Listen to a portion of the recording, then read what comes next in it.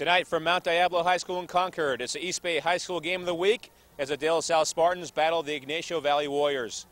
Hi again, everybody. I'm Reza Sadeghi, and glad you could join us tonight for the AT&T Broadband High School Game of the Week. And tonight we have a good matchup for you featuring the De La Salle Spartans, #1 ranked, against the Ygnacio Valley Warriors, who are ranked 4th in the East Bay. And joining me tonight is Bill Kolb. And Bill, when we talk about De La Salle being ranked #1, we're not talking about the East Bay. We're not talking about the state of California. We're talking about the entire nation. Here's a program that has won a national record 112 games in a row. That's quite amazing, isn't it? Nobody's ever done it before, Reza. When you're talking about De La Salle, you're talking about a football factory. And the two key components on that assembly line are great coaching and incredible athleticism. De La Salle's team this year has both of those. Bob Lotisser has his team ready to go. He knows what everybody's going to do. He knows what the other team's going to do, and he's ready for them. He's got every play lined up, and they're going to come out here and try to beat you on every single play. Now, both teams are coming off big wins from a week ago. Can Ygnacio Valley give De La Salle a good game here tonight? Well, I absolutely think they can. Ygnacio Valley had a great game against Deer Valley last week, and Deer Valley's a tough offensive team. De La Salle's modus operandi so far this year has been jump out ahead real quick and then keep the other team down. So if YV can stay with them for the first 2 quarters, I think they've got a great shot at playing a full 4 quarters of football against this team. Well, a year ago, Ygnacio Valley held in tough for a half, but then in the second half, it was all De La Salle in a blowout. But we think it's going to be a close game tonight for the most part anyway, and we'll be back with the opening kickoff after these important messages.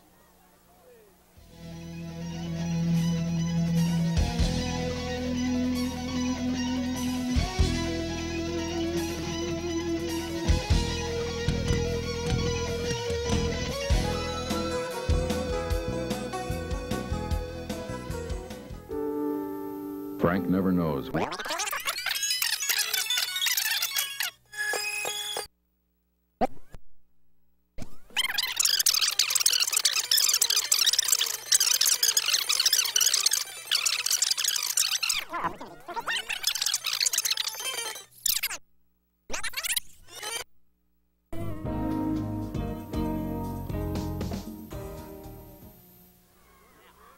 Jack Vieira down here on the sideline. We're just moments away from a big matchup tonight. The De La Salle Spartans bring a 107-game winning streak into this ballgame, taking on the Ygnacio Valley Warriors. The Warriors, no slouch themselves. They come into this ballgame 6-1. On a very chilly Friday night here in late October, you wouldn't know it by looking at me. Yes, I should have worn a jacket. It's chilly down here, although it's a great night for football, because there's really no wind down here. Talking to Coach Tim Murphy, the Ygnacio Valley coach, before tonight's game. Of course, this will be his final shot at De La Salle. Next year, he will be coaching Clovis East down in Fresno. Obviously, they've never beaten De La Salle. De La Salle has not lost a game in 9 years. But he says De La Salle this year has had a tendency to play teams tough the first half and then just explode in the second half and put them away. What Murphy's goal tonight is to hang with De La Salle the first half and then take his chances in the second quarter. Can they do that? Well, you're going to have to stay tuned and find out. That remains to be seen. Let's go back up to the booth for Reza and Bill. Well, thank you very much. And we are moments away from tonight's kickoff between De La Salle and Ygnacio Valley. And boy, it should be a good game. Both teams would like to run the ball, but De La Salle has been passing the ball more and more, and that's because they have a pretty good quarterback, one of the best in the area. Matt Gutierrez has got a gun. I mean, he's incredible. And let's not forget that his favorite target, Demetrius Williams, is being scouted by the likes of Texas A&M, USC, and Cal. So some big Division I schools are looking at Demetrius because he is a burner. Yeah, and he's a big-time playmaker. 22 receptions, 534 yards, and 7 touchdowns thus far this year, and he's averaging 25 yards a catch. Not too shabby. Yeah, some kids only get 25 yards in their entire high school career. He gets 25 yards every time he touches the ball. That's incredible. And Matt Gutierrez can deliver the ball consistently, and he throws a nice tight ball, so it's not real hard for Demetrius to field it once it gets there. Well, De La Salle has won the toss. The Spartans in the white there. White tops, silver helmets, green bottoms will receive. Ygnacio Valley, a team that you will look at and think is Michigan Wolverines. They are not. They are the Ygnacio Valley Warriors of Concord. That is one of my favorite helmets right there. Oh, that's a great uniform. It's beautiful. The whole uniform. It's just nice. They've been playing like Michigan all year long. They have a very good record. In fact, they've been very solid for the last 3 years. And Tim Murphy now in his 5th year They are the defending 3A NCS champions. Last year they beat Bishop O'Dowd to win the championship. Spartans will receive, and Mark Mosier will kick the ball off. A nice end-over-end kick, and Demetrius Williams from his own 5-yard line has blockers up ahead, cuts it upfield. Look out in the open field. Still on his feet across the 25 and near the 26-yard line, and De La Salle will have the ball in pretty good shape. We talked about the sport and offense. Yeah, every time he gets every time he touches the ball, you got to hold your breath a little bit. Yeah, he's a threat definitely every time. Matt Gutierrez, the quarterback, Kevin Simon and Nate Kenyon, the running backs, along with Maurice Drew. Mike Sanso and Demetrius Williams are the wide receivers. Offensive line of Adam LaPointe, Mario Luca, Derek Landry, Rob Sandy, and Paul Garagna. First down and 10 for De La Salle. 2 tight ends in the game. 1 receiver to the near side. Split backfield formation. That's Simon, the ball carrier, trying to get outside. Good pursuit by the Ignacio Valley defense.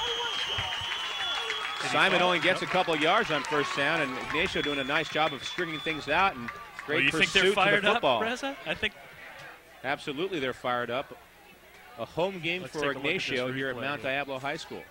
And Simon was the De La Salle Spartans' big weapon last week, but YV is probably keying on him, and they do a nice job of stringing this sweep out.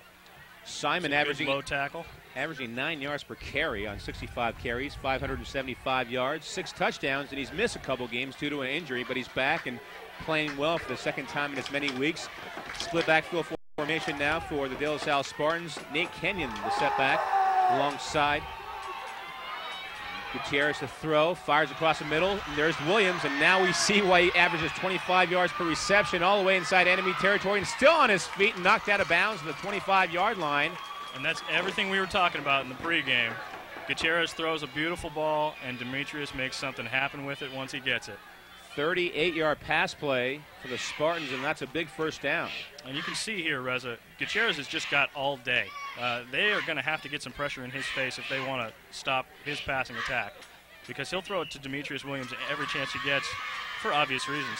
And Demetrius just cuts across the field. Nice little stiff arm here. Little shimmy shake. That's good running. Little rack action there, huh, Reza? Run after the catch. Joe Callan, number 4, had a tough time bringing down Williams. Got some help from his friends, though. He's such a skinny guy, you would think he would go down easier, but he gets some tough yardage after he catches that ball. Officially a ball at the 20. Here's the option. Gutierrez, not a whole lot there, but he made something out of nothing. Hurdles a tackler, and it gets down to about the 16-yard line. I don't know, Reza. About to get a 2 or 3. It looked like he wanted to hand that ball off. I don't think he really wanted to keep it. It might have been a little miscommunication there on the De La Salle offense. I believe it was a veer play where he went down the line, had an option to give it to the fullback, but decided to keep it. Decided to keep it for no apparent reason. 2 receivers to the far side now for De La Salle, Kenyon and Simon, the split backs behind Matt Gutierrez. The De La Salle Spartans, the number 1 ranked team in the nation right now. And here's a hitch pass out there. Williams has it again, picking his way, but not a whole lot there. Well, that's terrific defense by the YV team. He had nowhere to go. Rob Harder, there among others for the Ignacio Valley Warriors. You got to love the way Ignacio plays defense. I mean, they come at you with 3 or 4 defenders every time. Oh, yeah, they're bringing it, and those kids are pumped up. This is the biggest game of the year for them, and they want to make a good showing. You know, these teams are neighbors. They're about 10 feet apart. There's only a fence separating these 2 schools, so there's a lot of bragging rights on the line here.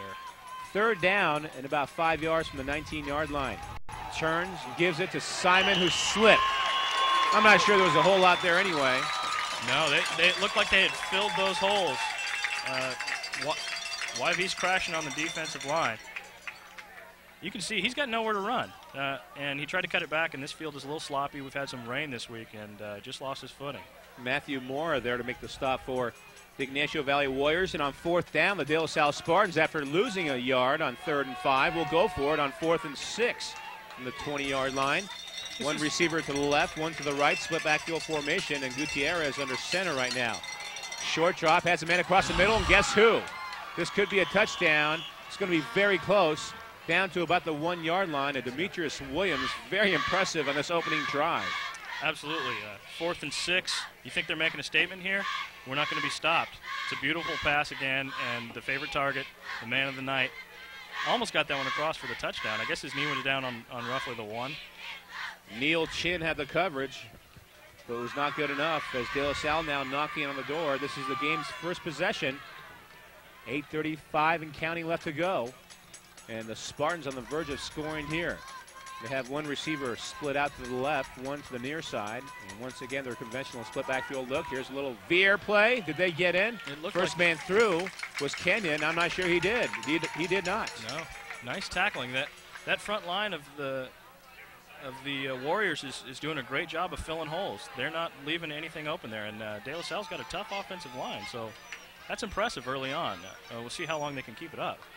And actually, it was Simon, the ball carrier, got stuck at the line of scrimmage. And Ygnacio Valley with one of the biggest defensive lines in the area, Benjamin Hawk, 6'3", 315, 76 right there, anchoring that line. Second and goal from the 1-yard line. Gutierrez on the quarterback sneak, and he gets in the end zone. Touchdown, De La Salle. Talk about big kids. You know, he's a pretty good-sized quarterback, and if they can get a good push on the offensive line, he's obviously going to punch it in, and that's exactly what they did right there. Didn't even give the defense a chance to really set up. So one thing Ygnacio Valley did not want is for De La Salle to get the ball and march it downfield and score, and that's exactly what happened. Spartans now on for the point after try, and it's Jason Bloomsburg who puts it up and through.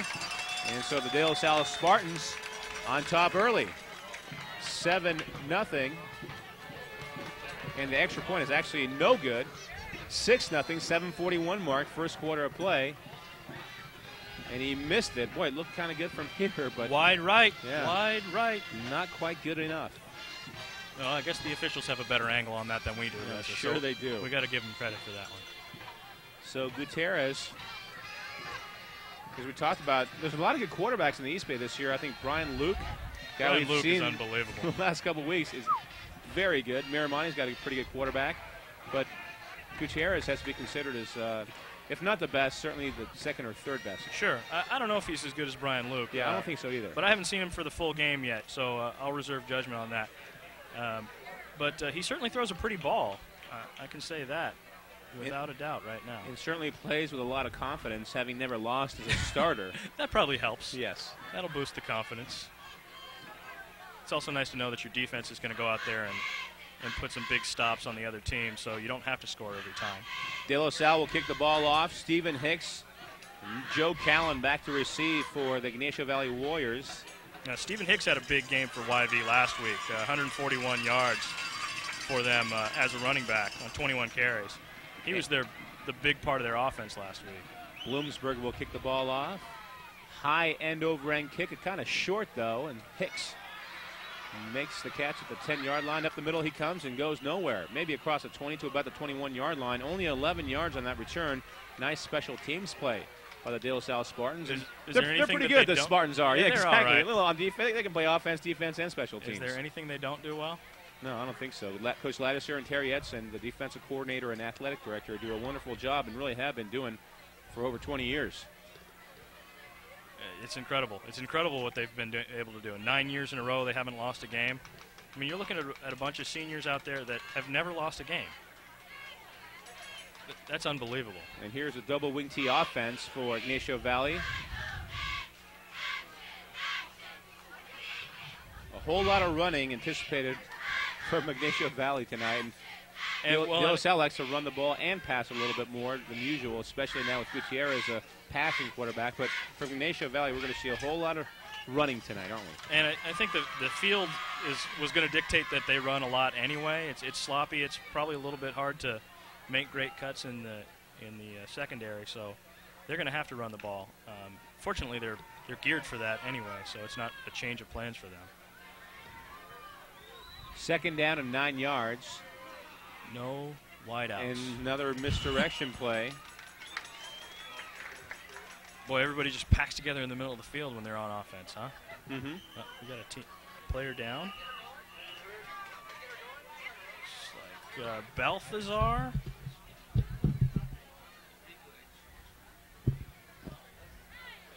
And you can see here, Ygnacio Valle is going right up the gut. They didn't even line up any receivers out wide. You got the quarterback lead blocking, and they picked up a good 2-3 yards there on that play. And it looks as though we've got a man down on the field here for Ygnacio Valle. That's David Baltazar down on the field right now. So big third down play, a gain of 4 yards on second down. 3rd and 5 coming up here. First quarter clock now at 6:44 left to go, and Spartans do a pretty nice job of taking the ball downfield and scoring, and Ygnacio Valle trying to counter here. We'll step away for a moment and come back after this message. Game of the Week is made possible by a generous donation from Rocco's Ristorante Pizzeria in Walnut Creek. Located in the Encina Grande Shopping Center, Rocco's Ristorante Pizzeria has classic Italian pastas, gourmet pizzas, and a family atmosphere. Locally owned and operated by Rocco Bialy and family, Rocco's is a great place to go after the game. Rocco's Ristorante Pizzeria, voted the best pizza in Contra Costa by the readers of the Contra Costa Times.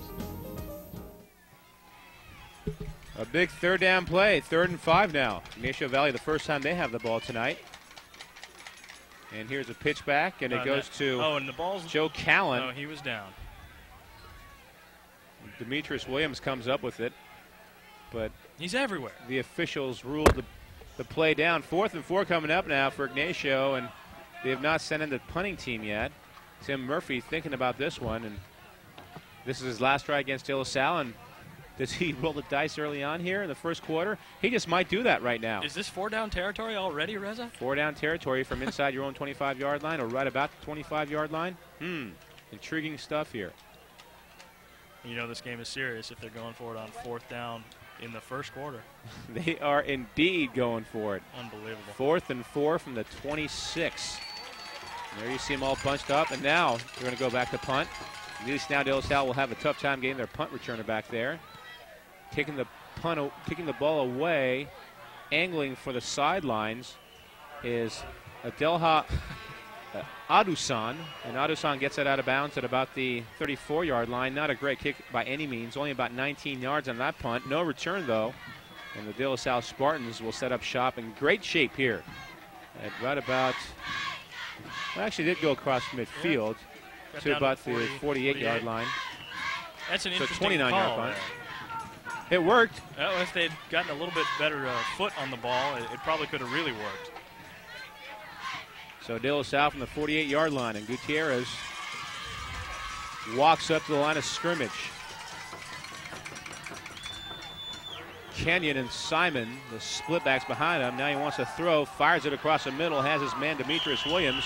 And thus far in the first half of the first quarter, it has been the Demetrius Williams show, hasn't it? That was a laser beam right there, Reza. You don't see balls thrown harder than that.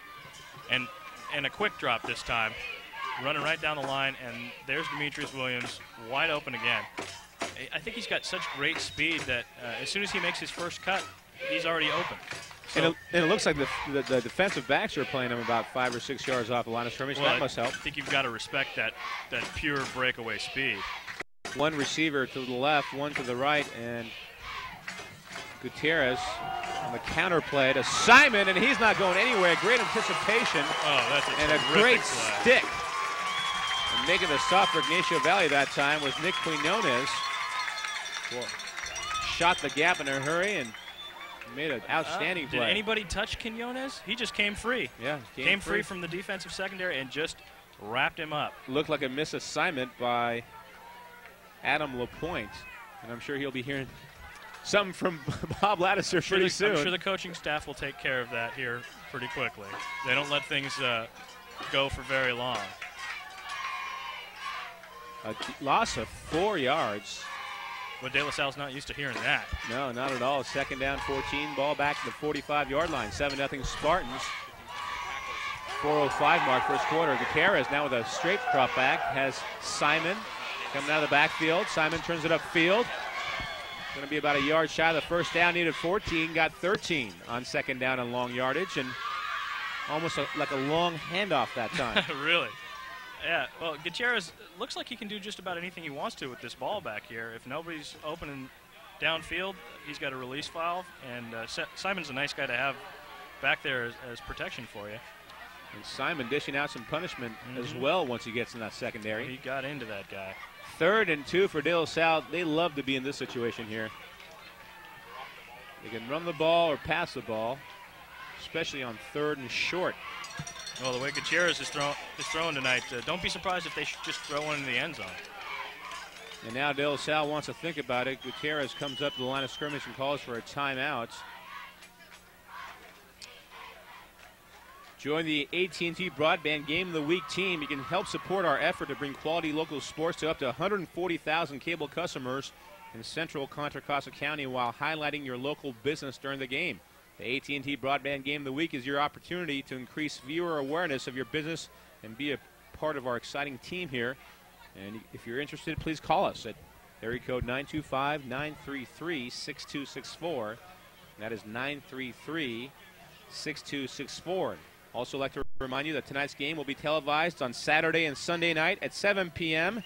on AT&T Broadband Channel 6 in Walnut Creek, Channel 3 in Martinez, La Miranda, Danville, and Pleasant Hill, and on Channel 25 here in Concord. Once again, if you want to get a hold of the AT&T Broadband team, you can do so by calling 933-6264. 3rd and 2 for De La Salle. The Spartans trying to score for the second time in as many tries here in the first quarter. Here's a handoff. Big hole.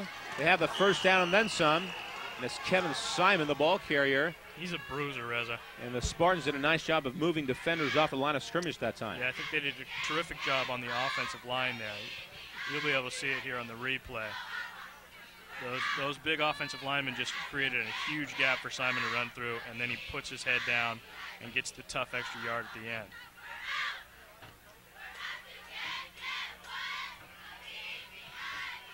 Coach Bob Laddister now in his 22nd year at De La Salle and has put up some incredible numbers. Can arguably be called the best high school coach of all time. I think you could certainly make that argument. Okay, they fooled me on that one. And the first man through was Simon again. They'll come at you with that veer, a little option look. Yeah, it's hard to pick up. They'll deceive you, absolutely. That's a nice job. That was their bread and butter for years until they got a passing quarterback a couple years ago. But really, their quarterbacks have always been known for great runners, great, almost like an extension of running backs playing the quarterback position.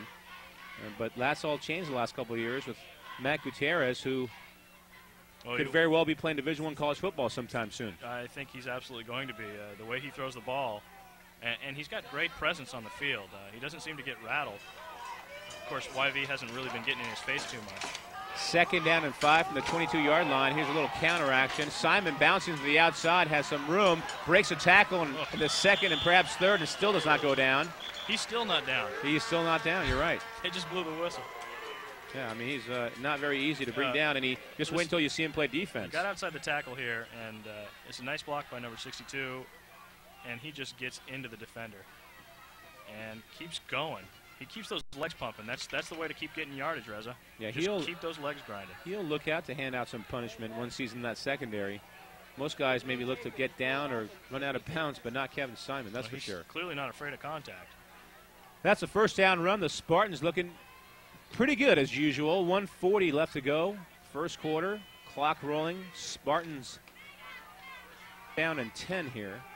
Ball outside the 11-yard line. You can kind of see it there on the screen, Reza. The YV defensive line is lining up off the ball. Gutierrez with a throw, and that was a gun to Tucker. The fall is incomplete, but you get a chance to see what kind of arm he has, and it's very impressive. Nice drop back to pass, nice play action. Just a little bit off the mark on the pass here, but boy, he rifled it.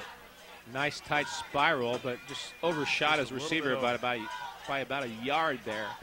Now, as I was saying, Reza, the YV defensive line looks like they're lining up about a yard, maybe a half yard off the line.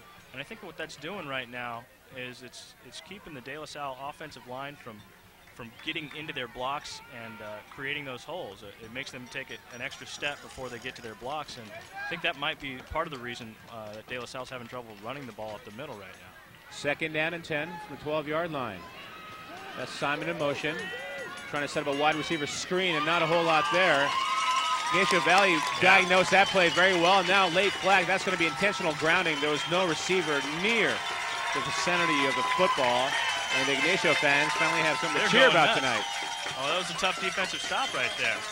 And Gutierrez just didn't have anywhere to throw the ball. I'm sort of unclear as to why he went ahead and threw it there, because there wasn't really any pressure on it. Yeah, it was a design play, and I think that's probably the only option he had. And when it did not develop the way he wanted to, he just kind of got rid of the ball. And unfortunately, the referee intentional grounding, White, lost it down, third down. And that's what hurts the most, is the loss of down. Really, yeah. But I don't know, De La Salle doesn't usually get daunted by those types of situations. Don't count them out yet. I would never count them out. So they send 3 receivers in the game to the De La Salle Spartans.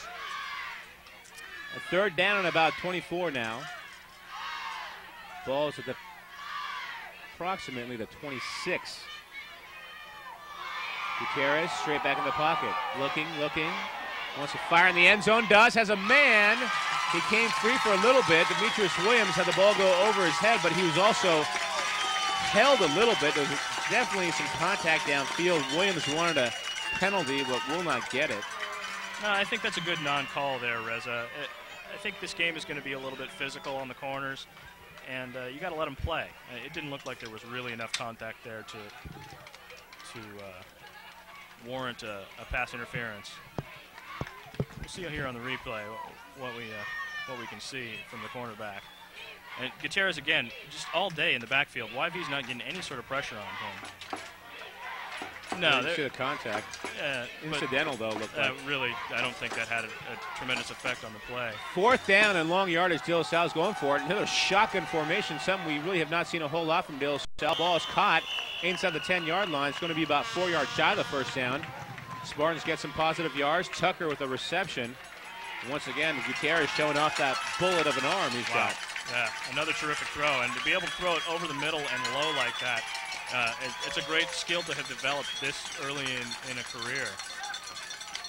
So many quarterbacks, you see them trying to throw that ball high over the middle, and it almost always results in an interception. Ygnacio Valley takes over from the 7-yard line, meaning they are 93 yards away from pay dirt. 1:07 left to go, first quarter of play for Mount Diablo High School. It's the Ygnacio Valley Warriors in the blue and gold uniforms against the De La Salle Spartans, the nation's top-ranked team. Now, doesn't Michigan call that the maize and blue? I think they do. Yeah. Should we give YV credit for being maize and blue? Let's do it. Let's go with that. Approachment, White. De La Salle helping out the Ygnacio Warriors here with an offsides. It'll be 1st and 5 instead of 1st and 10. Every little bit helps. Ball now out to the 12 from the 7. So you're right. Every bit does help. Especially when you're in the shadow of your own end zone like that. That's a crucial mistake. You can't afford to make that. I don't care who you are. If you've got somebody pinned that far deep in their own territory, you need to keep them pinned back there. Double wing T offense here. Handoff again. This might be Hicks. It is Stephen Hicks, 5'8", 162-pounder. He's a junior. Gets a couple of yards. Well, you can see they're still not lining up anybody wide, and they're just coming right up the gut. A little misdirection. Who's got the ball? But De La Salle is still sneaking it out. They don't seem to have been fooled very much by that misdirection in the backfield yet. A gain of 2 yards. It'll be 2nd down and 3. It was 1st and 5. It looks like De La Salle's attitude on defense is tackle everybody. And they seem to be doing a pretty good job of it so far. A big play here for Ygnacio. Ygnacio might have moved a little prematurely, bouncing through. A little face mask. Boy, that's a big face mask. That's not little. Boy, he dragged him down by his head. And he's still shaking up. Looks to be Nick Quinones. Yeah. Boy, that was ugly. You don't like to see that at all. I'm sure the De La Salle coach is going to have a talk with the defender there. I couldn't get a number on that, but That was ridiculous. Just brought him down by the face mask. Yeah, you don't want to hurt see that someone at any level. That's just scary.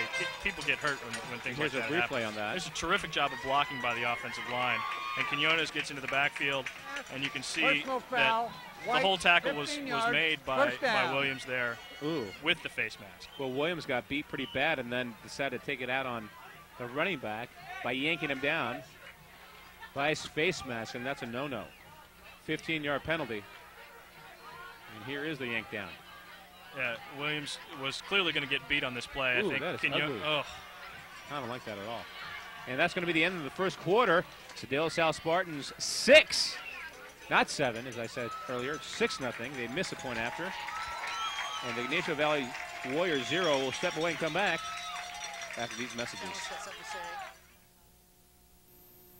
Tonight's AT&T Broadband Game of the Week is made possible by a generous donation from Rocco's Ristorante Pizzeria in Walnut Creek. Located in the Encina Grande Shopping Center, Rocco's Ristorante Pizzeria has classic Italian pastas, gourmet pizzas, and a family atmosphere. Locally owned and operated by Rocco Bialy and family, Rocco's is a great place to go after the game. Rocco's Ristorante Pizzeria, voted the best pizza in Contra Costa by the readers of the Contra Costa Times. And by Paramount Technology of Concord, located behind Tower Records. Paramount Technology has been selling and fixing computers for more than 6 years. With in-house customer service and repairs, Paramount Technology is there for you. Thank you, Paramount Technology, for supporting local high school sports in Contra Costa County. You can join the AT&T Broadband Game of the Week team and help support our effort to bring quality local sports to 140,000 cable customers in Central Contra Costa, while highlighting your business during the game.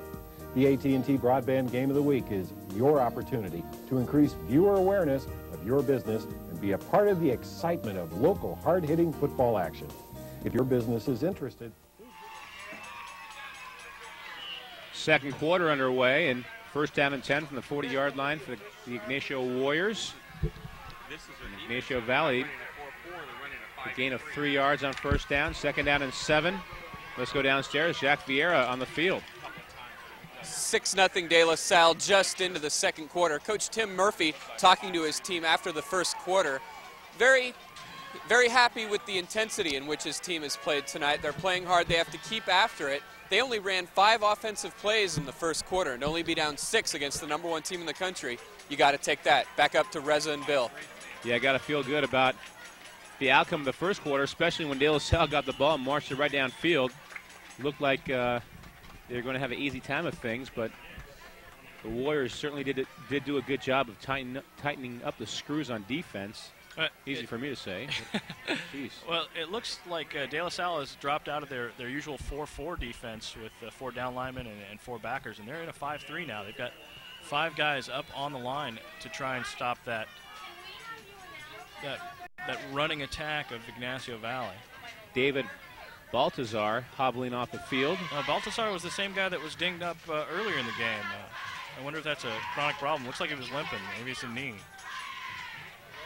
And there's Coach Murphy, who's heading down to Fresno. Clovis West, one of the premier teams. Sure. And, boy, that's a pretty nice job. He's done a wonderful job, Ygnacio Valley, by the way. And the defending North Coast Section 3A champion Warriors taking on the defending 4A champion De La Salle Spartans here tonight. And penalty markers down before this play gets underway. Yeah, I got to say the only drawback with Tim Murphy's new job is that he has to live in Fresno. You go from the Bay Area to Fresno. Full start, blue. You're right, though. Well, going from the Bay Area, but it's not like I've got a Bay Area bias. I admit. Yeah, it's great. It's a great place to live, but sure. It's not like he's going out to Iowa or anything like that. He's still 4 hours away. Hey, big football teams in Iowa. Yeah, pretty good basketball too. Yeah, not bad. Guy named Alfred out there, huh? Alfred. Yeah, Steve Alfred. Doing a good job with the Iowa Hawkeyes. There's Coach Bob Lattiser. Looking concerned as usual. Does he ever smile? No. He beats people 54-0, and he's still upset at his defense. Doesn't talk a whole lot either unless he's talking to his team. A nice shifty maneuvering right now by Dante Smith, dancing his way outside. On third down and 8, he got about 6. Oh, the misdirection is doing a great job. Nice fake by the quarterback there, and Smith bounces it outside. Terrific piece of running. Nice little shimmy shake there on the end of the line, and picks up a couple extra yards on the spin there. You know, it's funny because nearly 2 or 3 De La Salle defenders did not know where the ball was. Of course, we hardly know where the ball is until the running back comes out of the pile every time, as you said. Boy. Now it's a 4th and long one, call it a short 2 from right midfield. Uh-oh, what was that? That was the old Dallas Cowboy play. Very nice. And look at them barking. The line of scrimmage trying to draw De La Salle off sides. You know, the Dallas Cowboys in the 60s and 70s under Tom Landry used to come up to the line of scrimmage. If you're not setting your 3-point stance, you can do whatever you want. So what they do is, just remain in their 2-point stance, and they can go up and down. That's what exactly they did. Well, Dallas Cowboys used to do that every play. And by the end of the game, those linemen used to be very tired. Just imagine going up and down and then go. I hate sit-ups. It looks good. It sounds like sit-ups. It looks good, but if you're playing 70 downs of football on offense, boy, it's going to take its toll by the 4th quarter. Well, I tell you, those offensive... And Coach Edson not too pleased about one of the calls the officials made, maybe concerned. I heard him screaming that they were lined up in the neutral zone. It looked like there was good separation there on the line, though. I don't know what he's complaining about. Or maybe he was complaining about what you just talked about. Maybe he thought the motion was not legal. No, but like you said, Reza, if you're not in your 3-point stance, you can do whatever the heck you want. That's right. So as long as you don't put your hand down on the on the turf there, you can do whatever you want. And a lot of offensive tackles now, even in the NFL, they never get down to their 3-point stance anymore because they're at a better advantage just being almost in that ready position. And there's the Ygnacio Valley Warriors marching banda. And the Warrior Chief there, waving gloved hands around. Davis, California, the Aggie Banda. They don't call them the band. It's the a marching banda. banda. That's right. So we'll call them the Ygnacio Valley Warriors marching banda. Alrighty. As long as they don't get on the field like the Stanford banda. Yeah. Boy, that was his knee was something. His knee was down. That was one of the greatest plays, of course, of all time to play, but forever will be remembered. And the trombone player being the lone trombone player in the end zone. And he's probably still got bruises from that. And John Elway will remember that game because he never went to a bowl game as a result of that play. Exactly right. Yeah. One of the greatest players in the history of college football. And maybe we should stop talking about this, Reza. My dad is going to get mad. But my dad, the Stanford grad. Stanford was a fun team to watch in those days. Could score with anyone, but unfortunately couldn't stop anyone. That seems 4th to be the and 1, case. and I think the inside handoff is going to be enough. They're going to have the first down. Smith, the ball carrier. And the offensive line got a tremendous push on that play, Reza. They did, and they surprised them. It was a quick count in the line of scrimmage. And they just exploded through the center of the De La Salle defensive line. A couple Spartans shaking up on the play. Looks to be Rob Sandy shaking up pretty severely right about now. And he's on his foot, but he's hopping. Speaking about Stanford, I think Rob Sandy's father played at Stanford. Is that right? My memory serves me correct. He was one of Jim Plunkett's old teammates. You can see there, Reza, the offensive line was the story on that play. They just exploded through. Rob Sandy was Stanford, is that right? Well, his father. Oh, his father. That's right. So I believe his brother played at De La Salle a few years back, and so I remember it's in the blood. Jim Plunkett telling me, "Hey, my buddy's son plays up there." Well, they've got a pedigree here at De La Salle, that's for sure. Yeah, they've produced some pretty good players throughout the years. Yeah, a couple. Yeah. Monty Toomer, Aaron sort of Taylor. Decent team. Mike Bassinelli. They're kind of okay. The Callan brothers. DJ Williams, who, by the way, scored. DJ Williams, a freshman in college, scored against Florida State. He plays for Miami, along with former Merrimack quarterback Ken Dorsey. A double reverse now, and it's Smith, and he gets hammered, but not before he got about 7 or 8 yards. I love this offense. But pretty fun to watch, and watch this. Took a little while to get going, but it's moving now. Nice little reverse. Boy, if that doesn't confuse you, nothing's going to. Dante Smith, and great open field tackling by the De La Salle Spartans. Tucker laying the leather, and not before a 7-yard gain by Smith. That was a good fundamental tackle. He got his head down, got the shoulder into him, and took him off his feet. 2nd down and 3 upcoming. Boom. A double whammy. A little high-low there. Simon and Tucker. I have noticed that De La Salle doesn't get beat for very long. No. Once you you might get beat into them one play or two plays, but the majority of the time they're going to get the better of you. And a little flip back toss. And it seems to be that there are 2 or 3 defensive Spartans in on every tackle. They're just flying to the ball on defense. It must help out too that Ygnacio does not run the ball wide at all. I mean, they have 3 or 4 different options on every play, but those 3 or 4 different options are all within a little 10 or 15-yard radius there. So yeah, I wonder what YV does to combat that. I mean, you've got to stretch the defense at some point if you expect to keep the ball moving. Otherwise, they just jam everybody up on the line. First down and 10, a nice drive being put together by the Ygnacio Valley Warriors here. And the handoff this time goes to Nick Quinones. And it looked like De La Salle had sniffed that one out. They were all over him on that one. Yeah, Ignacio's been very solid when they run the ball north and west, but when they go north and south, I should say, but when they go east and west, they've been having a tough time. And we've said that oftentimes about the De La Salle Spartans. You can run at them, but it's very hard to run around them. Yeah, De La Salle's got good pursuit to the outside. They've got tremendous team speed on both sides of the ball, offense and defense, and I think that's what will continue to string out any sort of outside running play. Loss of half a yard, second down on 11, and on the keeper, it's Maxwell. And again, he went nowhere. Maxwell Green, talk about that good speed on defense for De La Salle. We just saw it right there. Maurice Strew with a great play. Fake the handoff to Hicks, and Green trying to get the outside corner, and he's just not fast enough to beat those guys to the corner there. And Mo Green with a one-handed tackle. Very nice. 3rd and 10 now. I noticed that Hicks is lining up facing the sideline on the end of the line there. That's an interesting set. He's lined up on the end of the line, and at the last moment before they're set, he turns and he faces his quarterback in a 3-point stance. That's bizarre. 3rd down and 9. Ygnacio Valley calls for a timeout. They have 2 remaining in this half.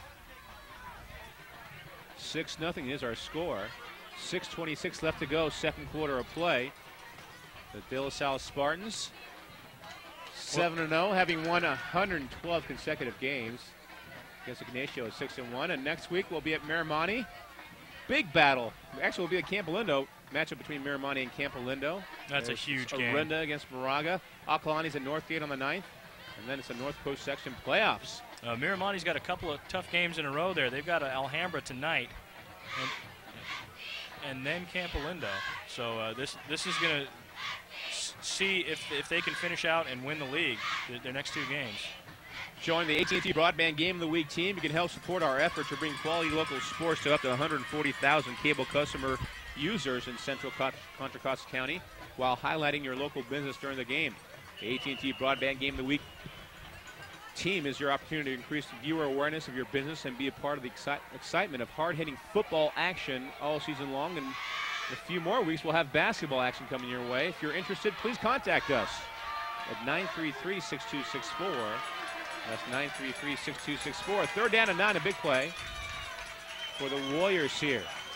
And Green under center. Green, inside handoff. Jones, the ball carrier, and he's not going anywhere. He didn't have anywhere to go again, Reza. I think they've got to do something to spread out that defense a little bit. Actually, it was Smith that time. Got about 2 yards, but not nearly enough. It's going to be 4th down and 7. You can see there, Green's running 1 or 2 fakes up with the ball before he hands it off, but De La Salle is not buying it. They're sniffing the ball out every time. The Spartans getting there in waves and spearheading the charge that time was Damon Jenkins. But I think thus far, YV has been doing what they need to do. They're keeping the ball on offense for enough time to give their defense a breather and keep the ball out of the hands of De La Salle so they can't score. Another timeout called for and received by Ygnacio. I'd like to remind you that tonight's game will be televised on Saturday and Sunday night at 7 p.m. on AT&T Broadband, Channel 6 in Walnut Creek, Channel 3 in Martinez, La Miranda, Danville, and Pleasant Hill, and on Channel 25 in Concord and Clayton. 4th and 7 now. Green under center. Barking out the signals. Short drop. Double pass here. Man's open. Beautiful. Smith. Make that Hicks.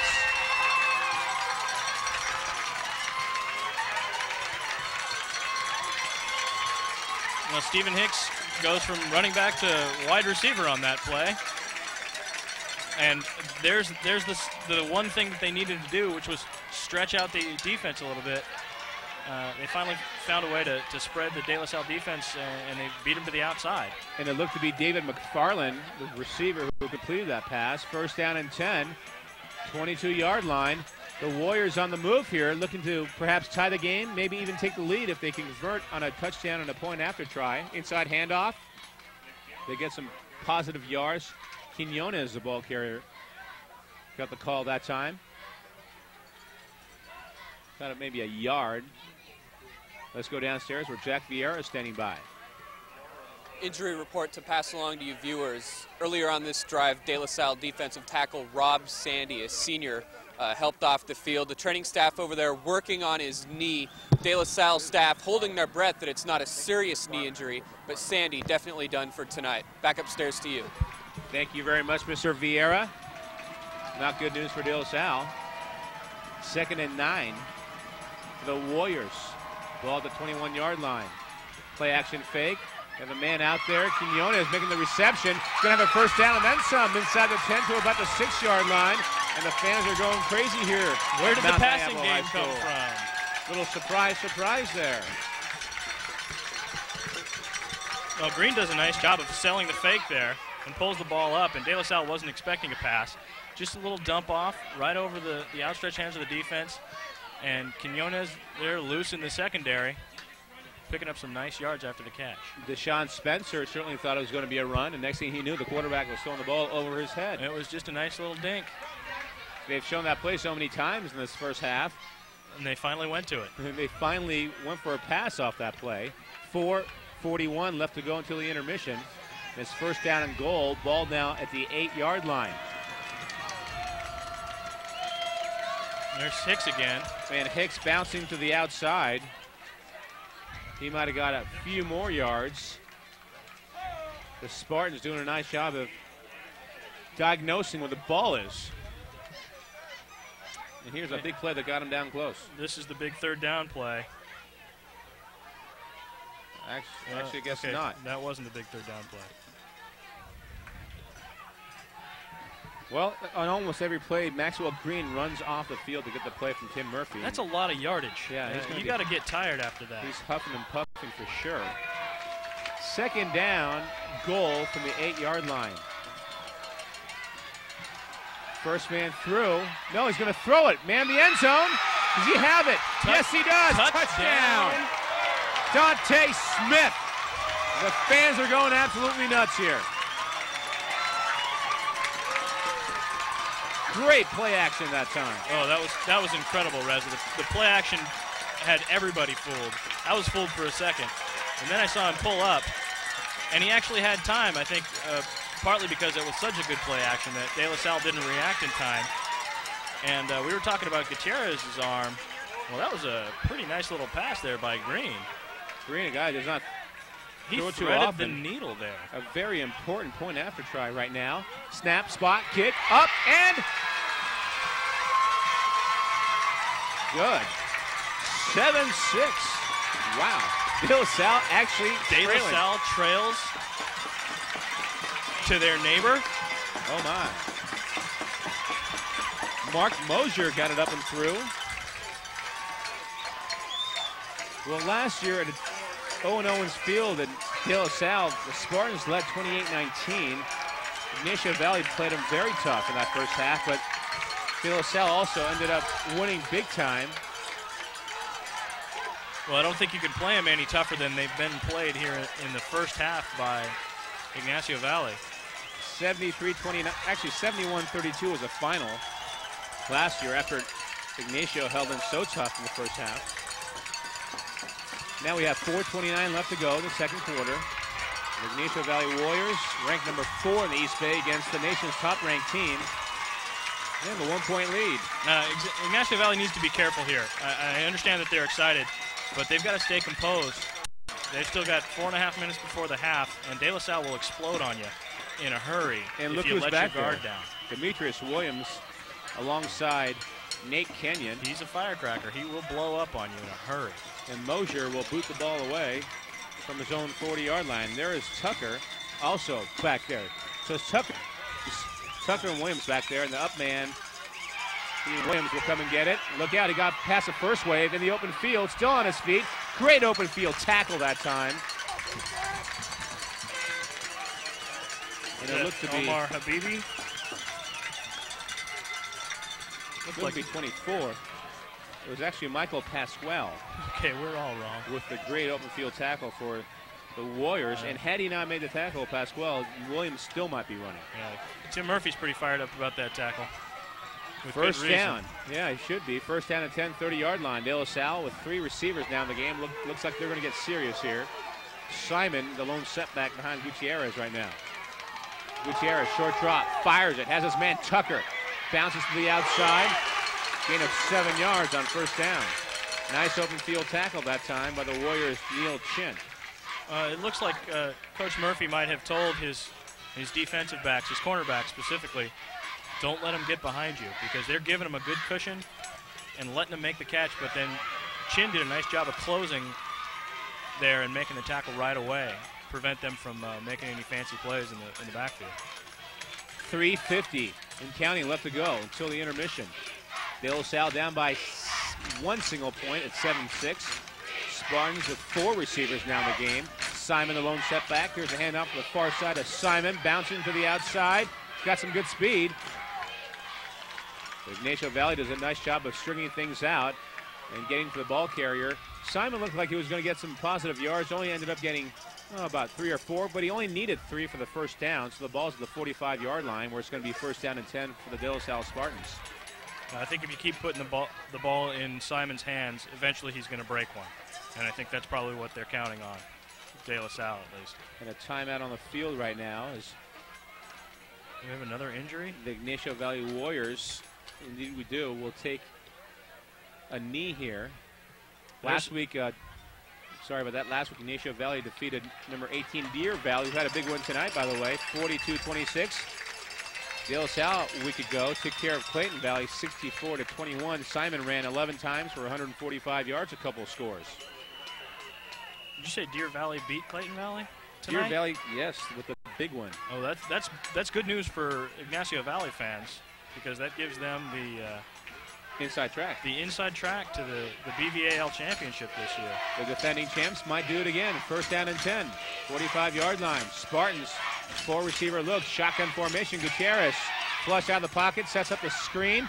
Simon sidesteps his way to near another first down. Needed to get to the 45, and he got just there. Gain of 10 yards on first down. Let's go downstairs, Jack Vieira. Down here on the raucous Ygnacio Valley sideline, where the Warriors lead the De La Salle Spartans 7-6 late in the second quarter.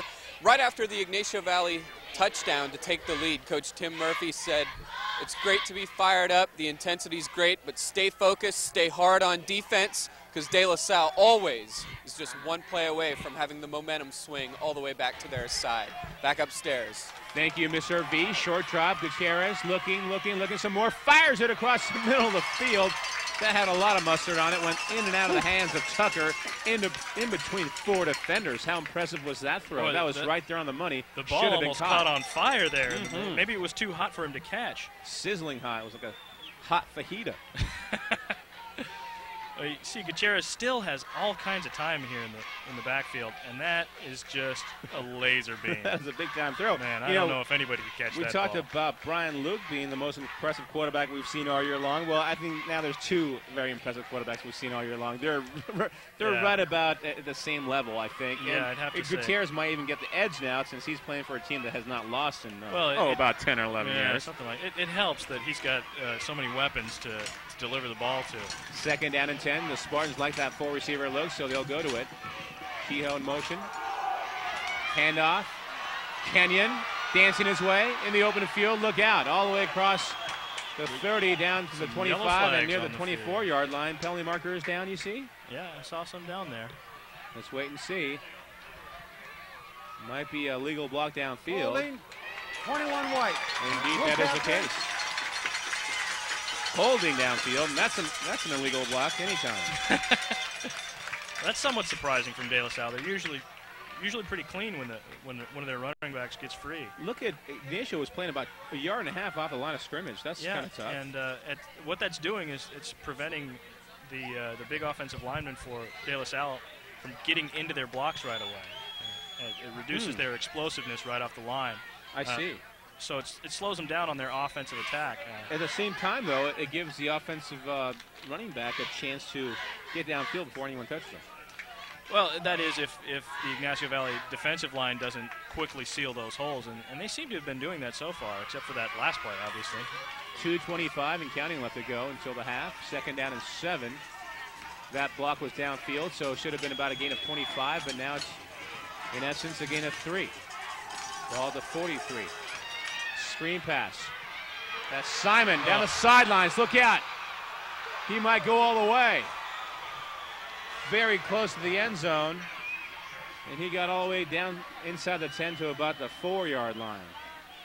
Only a matter of time before he caught on fire. Back to pass again, and just a sweet little screen there. Nice dump off. Obviously, the defensive linemen aren't going to be able to catch Simon. That was Jesse Aguilar. That was a tremendous hurdle to get himself free. And a nice open field tackle here. Dante Smith blew another tackle. That saved a score for sure. 1st and goal for De La Salle. 1:55 and counting left to go.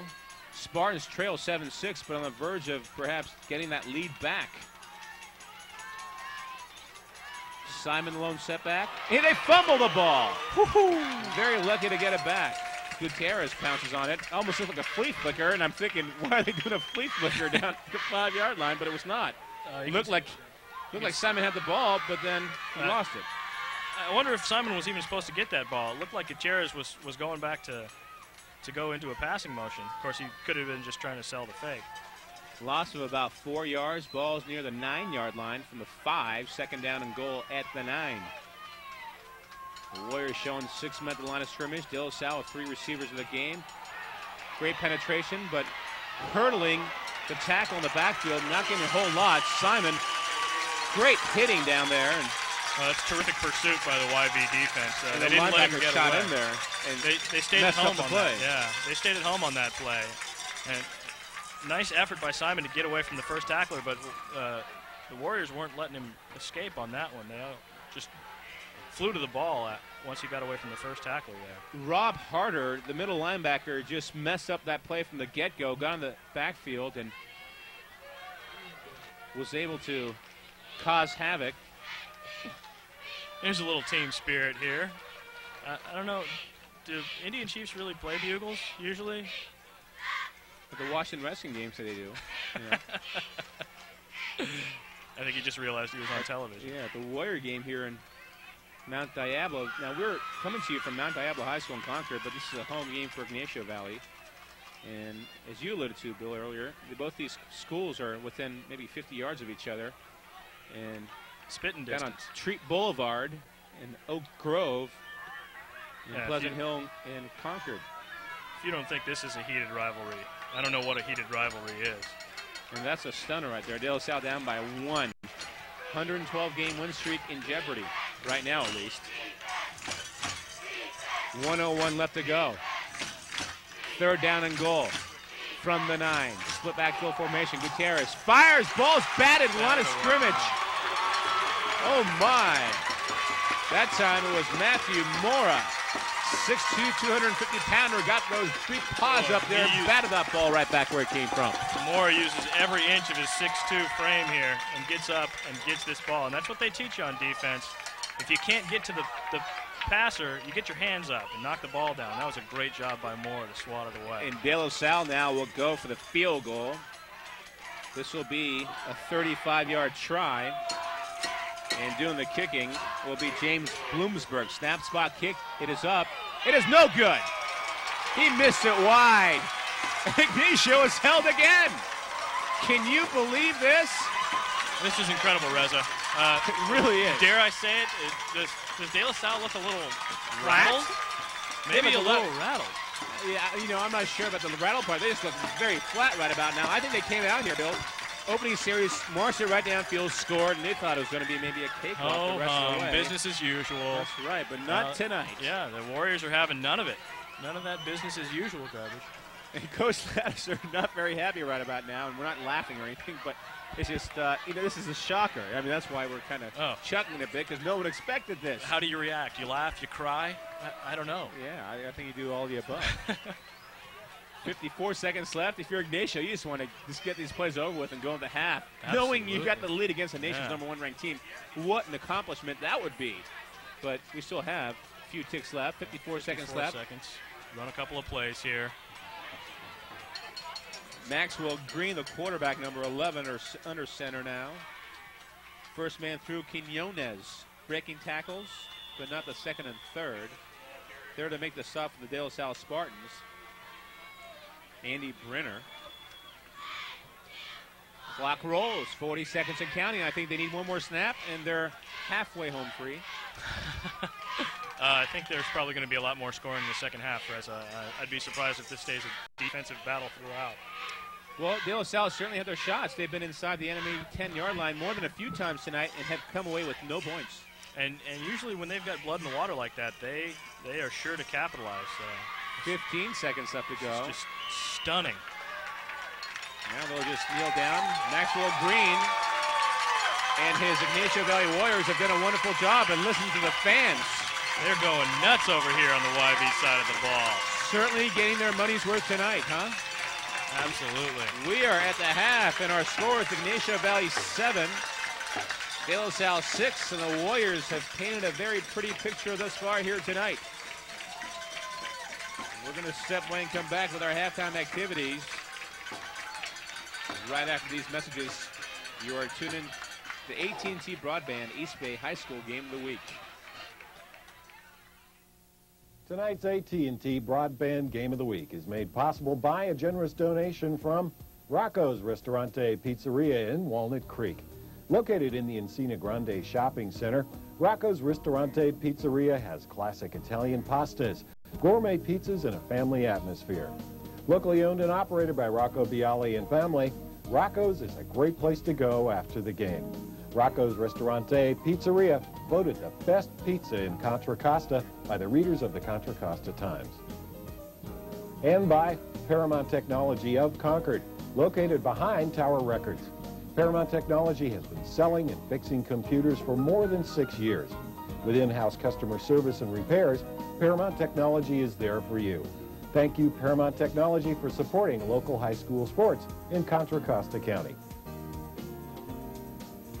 You can join the AT&T Broadband Game of the Week team and help support our effort to bring quality local sports to 140,000 cable customers in Central Contra Costa, while highlighting your business during the game. The AT&T Broadband Game of the Week is your opportunity to increase viewer awareness of your business and be a part of the excitement of local hard-hitting football action. If your business is interested, please give us a call, 925-933-6264.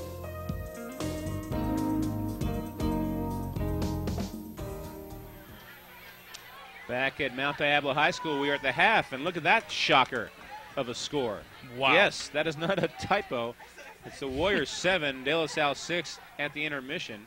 Aren't they missing a 3 in front of that? Reza Sadeghi, Bill Kolb, Jack Vieira. What a first half we saw. A couple of touchdowns. Matt Gutierrez, 1-yard touchdown run on the game's initial series. And then an 8-yard touchdown reception from Maxwell Green and Dante Smith that made it 7-6 because the Warriors were able to convert their point after, and De La Salle was not, and that's the difference in the game right now. Yeah, 2 kicking errors for De La Salle early in this game. They missed the extra point, and then they missed a field goal there late with a chance to take the lead. And other than that, the YV defense has just been stuffing them. They've been playing great defense. They're flying to the ball. Well, it is halftime, and it's homecoming night here at Mount Diablo High School for Ygnacio Valley. This is a home game for Ygnacio, and we're going to step away for a moment and take a look at some of the festivities from homecoming night. We'll be back with more halftime activities in a few minutes, but for now, enjoy the halftime fest here.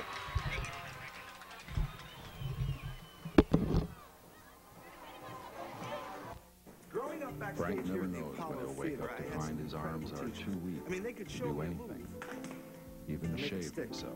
Today, when teachers look for creative ways to Frank reach has a kid, multiple they turn sclerosis, to cable in the classroom. an With unpredictable donated cable neurological technology, disease teachers that connect strikes kids to young a world adults, of commercial-free educational many with programs. children. With free study guides and internet support, The cable National helps MS teachers make Society it stick. helps families learn to live Nice with moves, cable in the MS. classroom. They count Cable in on the us. Classroom is a public service of Can we count on AT&T you? Broadband. As Tim Taylor, I know quite a bit about home improvement. As Tim Allen, I know quite a bit about cancer. Every day and how is much a new emotional challenge. support people with that dreaded disease need. And I know where they Diabetes can has get made it me improve without my cost of life. any kind. I take It's better called care now. the wellness community. I could actually If die you or from someone the you flu. know has cancer, Being the in wellness control community is the provides only way to exactly the survive. kind of psychological support to help flu you play a shot? part in the fight for Guess you could say it's like a life And it's free. preserver when you have diabetes. For the wellness community near I'm you, going to ask call my doctor for a flu shot today. 793-9355. You have everything to gain. As Tim Taylor, I know quite a bit about home improvement. As Tim Allen, I know quite a bit about cancer and how much emotional support people with that dreaded disease need. And I know where they can get it without cost of any kind. It's called the wellness community.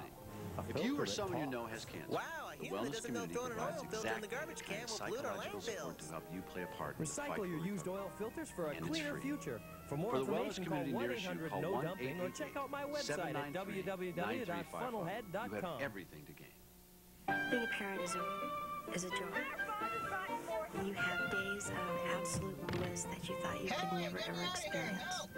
And then there are days that are so low, you wonder why you ever became a parent. Wow. You know, in a perfect world, because your child is doesn't know throwing an oil filter in the garbage can will pollute our landfills. About them being happy. Recycle your used oil filters for a cleaner future. For more information, call 1-800-NO-DUMPING or check out my website at www.funnelhead.com. Being a parent is a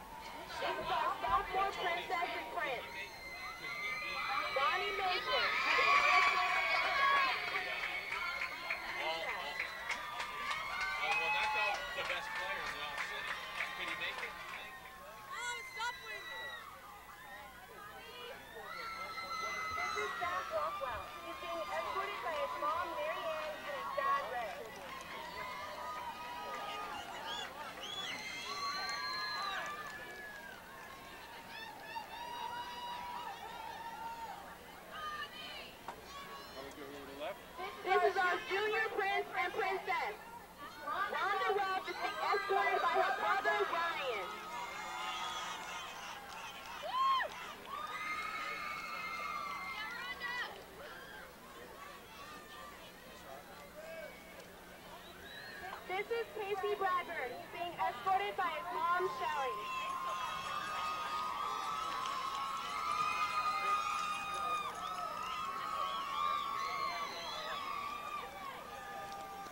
And now our senior nominee. This is Julie Bowie. She's being escorted by her sister Cindy and her brother Sean.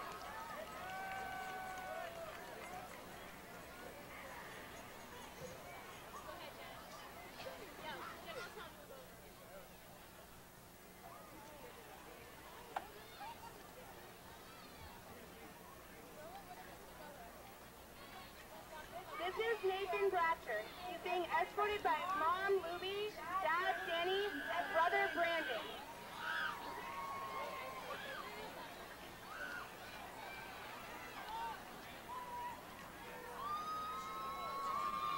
This is Valerie Francisco. She's being escorted by her mother, Irma, and brother, Sophie.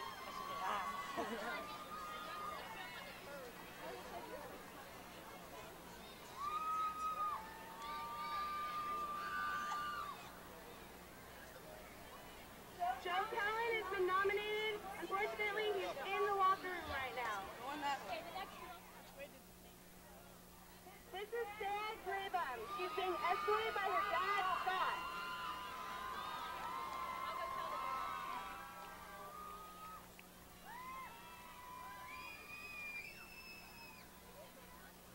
This is Jeff DeLong. He's being escorted by his mother, Nancy, and brother, Billy.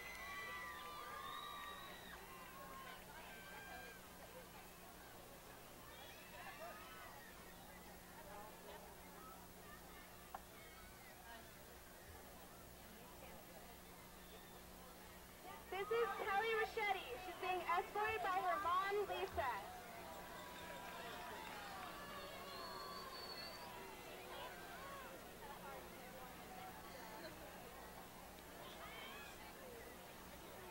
Justin Goodwin has been nominated, but he's in the locker room as well.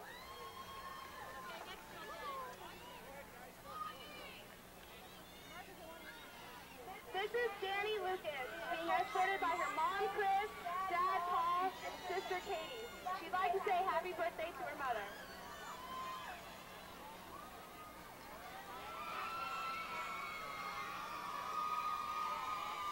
Max Green has also been nominated, but he's also in the locker room.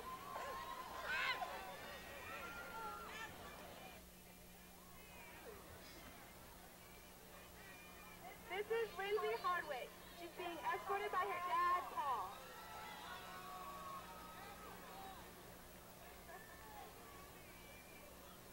Nick Hale has also been nominated, but he's also in the locker room.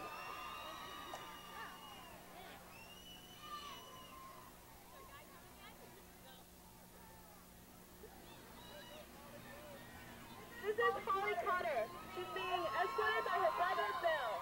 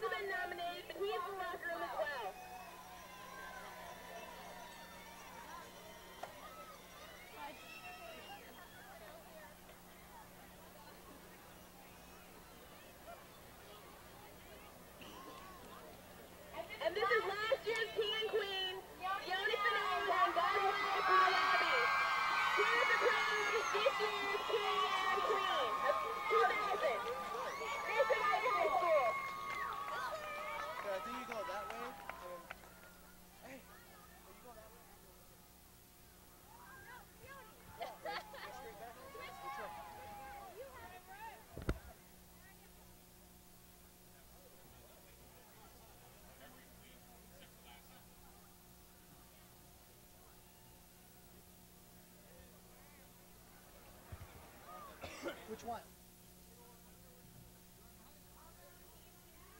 Open your boxes.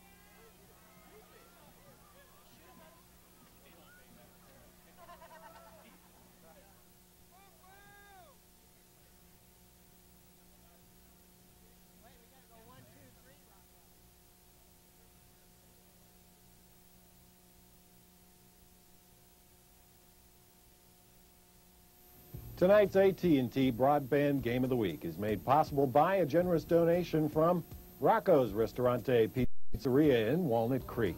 Located in the Encina Grande Shopping Center, Rocco's Ristorante Pizzeria has classic Italian pastas, gourmet pizzas, and a family atmosphere. Locally owned and operated by Rocco Bialy and family, Rocco's is a great place to go after the game. Rocco's Ristorante Pizzeria, voted the best pizza in Contra Costa by the readers of the Contra Costa Times. And by Paramount Technology of Concord, located behind Tower Records. Paramount Technology has been selling and fixing computers for more than 6 years. With in-house customer service and repairs, Paramount Technology is there for you. Thank you, Paramount Technology, for supporting local high school sports in Contra Costa County. You can join the AT&T Broadband Game of the Week team and help support our effort to bring quality local sports to 140,000 cable customers in Central Contra Costa, while highlighting your business during the game. The AT&T Broadband Game of the Week is your opportunity to increase viewer awareness of your business and be a part of the excitement of local hard-hitting football action. If your business is interested, please give us a call, 925-933-6264.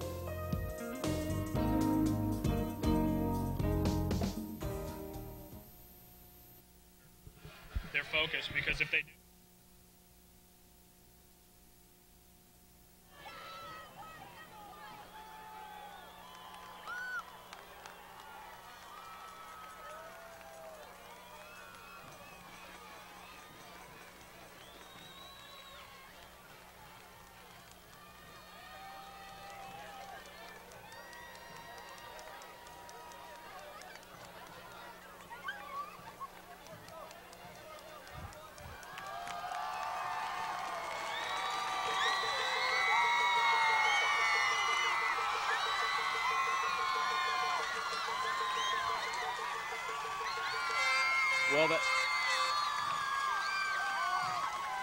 Well, the halftime festivities coming to a close here on homecoming night. And Reza Sadeghi alongside Bill Kolb, Jack Vieira down on the field. And before it's all said and done tonight, and that is not a typo, folks, Ygnacio Valley does lead De La Salle 7-6. We could be witnessing history as a 112-game win streak in I'm somewhat of Reza. jeopody right now. I don't even know what to say. I'm stunned. Yeah, Ygnacio Valley's team speed has really kept them in this game, I think, on defense. they're at the ball every time. I mean, De La Salle hasn't broken a long play yet. And when was the last time you could say that about De La Salle? What, like 10 years ago? Exactly. 11 years ago? Come on. I'm searching. Yeah. We have the privilege of sitting up here in the press box with Melvin Crespo, one of the coaches at Mount Diablo High School, and he's really diagnosing what's going on. And something you mentioned earlier in the first half is Ygnacio Valley's lining up about a yard and a half off the line of scrimmage on defense. The defensive side, yeah. And what advantage is that giving them right now? That's preventing the De La Salle offensive line from exploding into the defense and getting to their blocks really quickly. And that's what they absolutely have to do in order to make good blocks. We've got to see what the Spartans do to compensate for that extra spacing on the line on the defensive side for YV. My guess is they're going to start passing more. I mean, I expect to see a lot more passing here in the second half from De La Salle because, like I said, YV's not getting into the backfield. They're not getting to Gutierrez. And the offensive line doesn't have too much to worry about from the defensive line because they're so far off the ball. That gives them a lot of extra time to pass.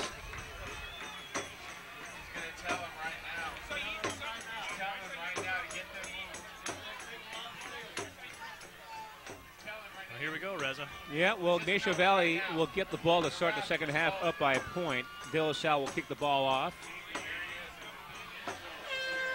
Back to receive for the Warriors will be Stephen Hicks and Joe Callan. And to boot the ball away from the De La Salle Spartans, big old number 70, James Bloomsburg. Well, Bloomsburg is struggling through some adversity tonight. Yeah, and how? Miss extra point and miss field goal try. And that's the difference in the game right now. Not to put any pressure on Mr. Bloomsburg, but... And more pressure, the ball falls off the tee. He's having a rough night. You got to feel for that guy. When it rains, it pours, doesn't it? I think he'll get it together here. You know, I mean, from a De La Salle standpoint, there he goes again. You know that they're not relying on their kicking game. That's not their way of doing things. They rely on their offense to score points, get into the end zone. So if it comes down to a kicking issue, you know, I think that De La Salle will be entirely disappointed in this game. And here's the kickoff. Low line drive kick. Callan will pick it up at his own 8-yard line. And up the middle he comes. Still on his feet. Across the 20 to about the 23-yard line. So Ygnacio Valley will get the ball back in decent shape here. 87 yards away from the end zone to start the third quarter of play. Now, you know, we saw some minor injuries in the first half, and I think you saw why on that play. There is some hard hitting going on down the field here tonight, Reza. Absolutely, and the double wing T offense back on the field, spearheaded by Maxwell Green, the quarterback, number 11, who's had a mighty fine night thus far. Stephen Hicks, Dante Smith, and Nick Quinones, number 1, 25, and 22 respectively in the backfield. Oh, Maxwell Green having a really good night. He was just named Homecoming King, Reza. Indeed he was. Too bad he wasn't outside to enjoy it. He was in the locker room with his teammates. Instead of a crown, he wears the helmet. First down play gets him maybe a couple of yards. Second down and 8. The clock continues to roll now. Obviously not a factor yet. Opening moments of the third quarter. But Maxwell Green's going to be tired before it's all said and done because virtually on every play he's running to the sidelines and running back in the huddle.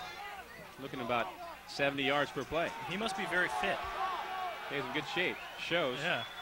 And he's a running quarterback, too. Double handoff. Switch there. Dante Smith going nowhere. De La Salle had that play diagnosed that time. Nice-looking play defensively by the Spartans. Joe Miklos. You can see they're still going with misdirection on the YV side of the offense. But De La Salle's having none of it. They're right there. Actually, backside pursuit on that made the play. Andy Brenner also there to make the stop.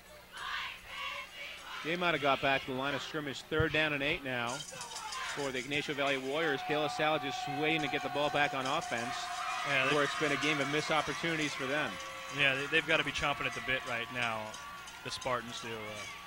They're probably a little bit frustrated having not exploded for a lot of points in the first half like they expected to. And the quarterback keeper, Green, will get a couple of yards far shy of the first down. 4th and 6 upcoming here.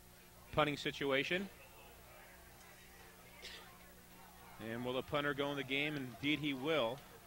That being Rob Harder, who's also the middle linebacker. He's made some nice defensive plays tonight.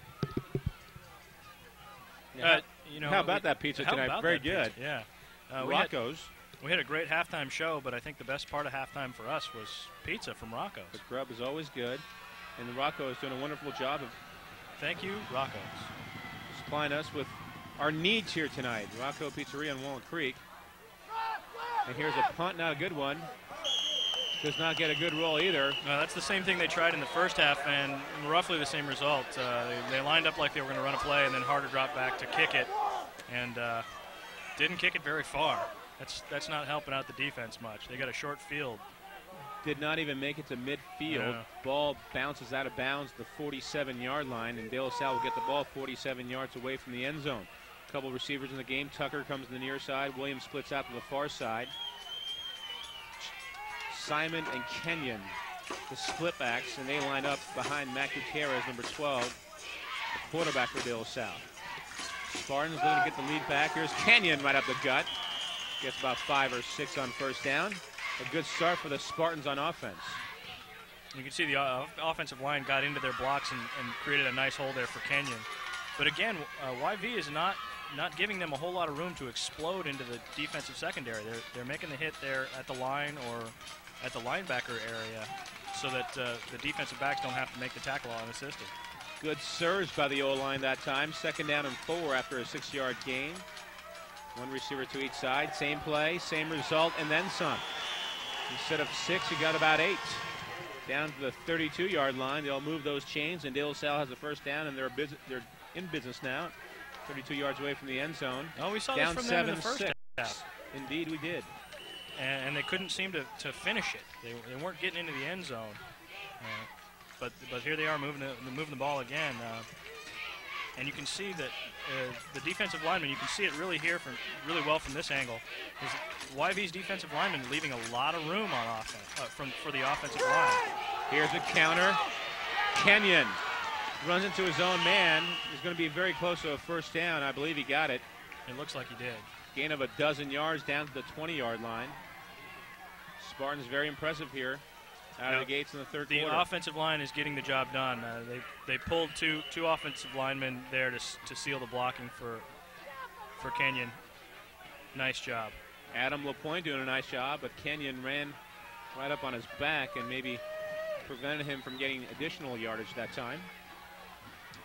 First down and 10, De La Salle from the 20. That's a lot of pressure to put on an offensive lineman to outrun the running back, though. You can't really expect that. Fumbles the ball, does Kenyon, but not before he was down. Another 6-yard gain.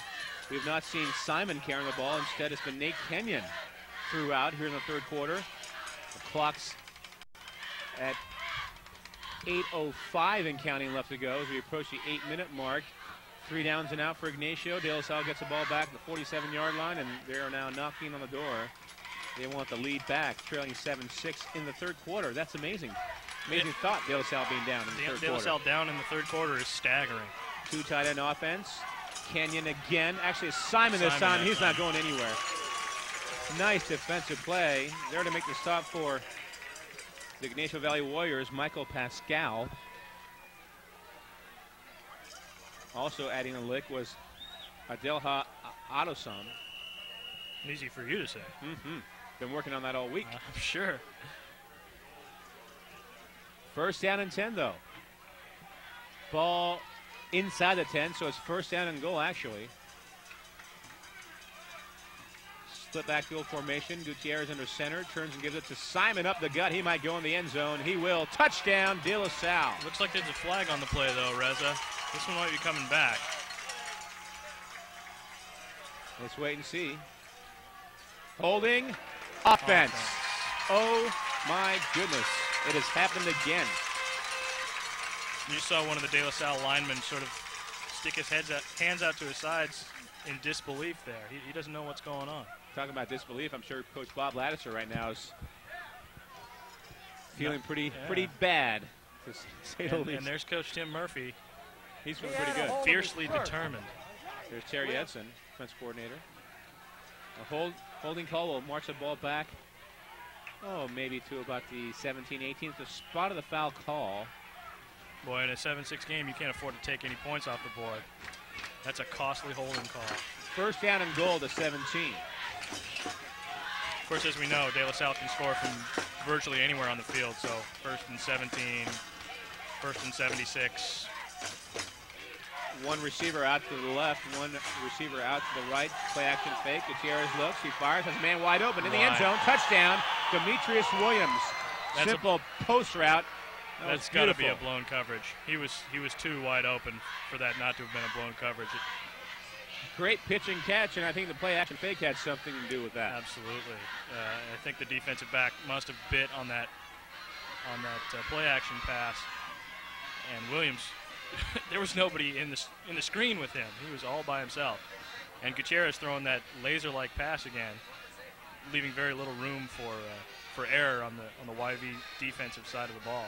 It looks like for now they've had enough of Bloomsburg. He's going to stay on the sidelines, and De La Salle is going to go for 2 here. Trying to make it 14-7. Well, that's not surprising. No, not at all. Given the situation, I think you go for 2 anyway, but especially considering Bloomsburg hasn't had the best night. They fake the counter, and they have the tight end across the middle, Miklos, and he's got the 2-point conversion. Boy, Gutierrez, he throws a pretty ball. And that time, the defender right in his face, then he got the job done. 17-yard pass for the touchdown, and for Demetrius Williams, that is his 8th touchdown reception of the season. 11 touchdowns overall.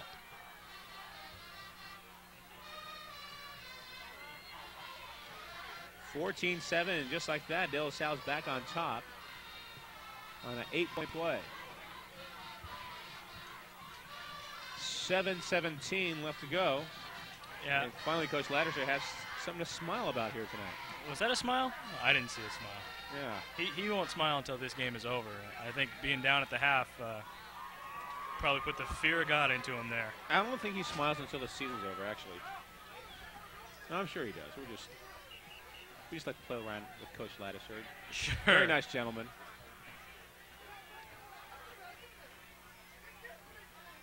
But very concerned tonight as well. Well, he's all business when he's down there on the football field. That's what it comes down to. That's what you ought to be. And his team mimics that attitude.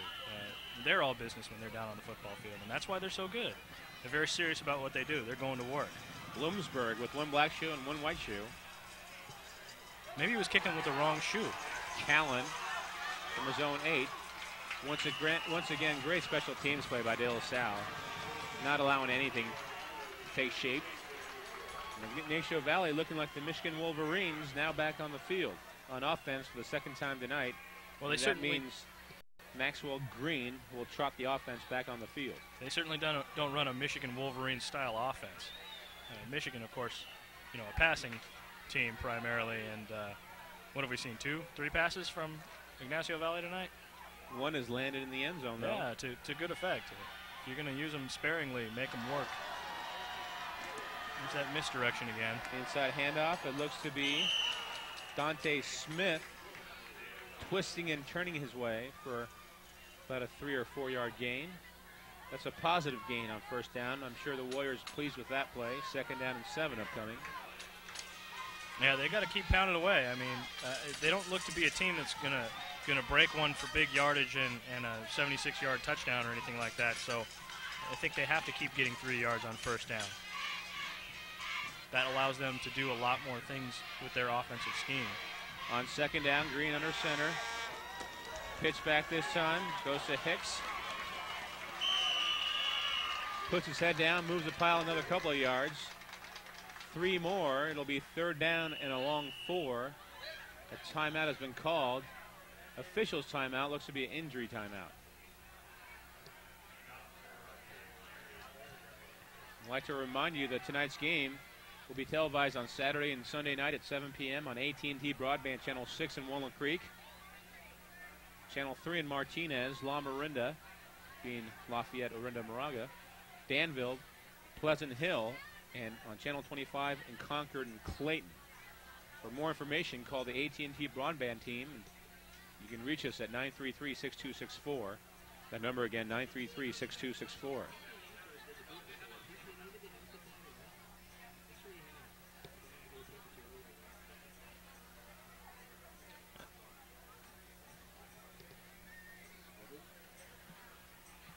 it looks like David Balthazar is the man down again there.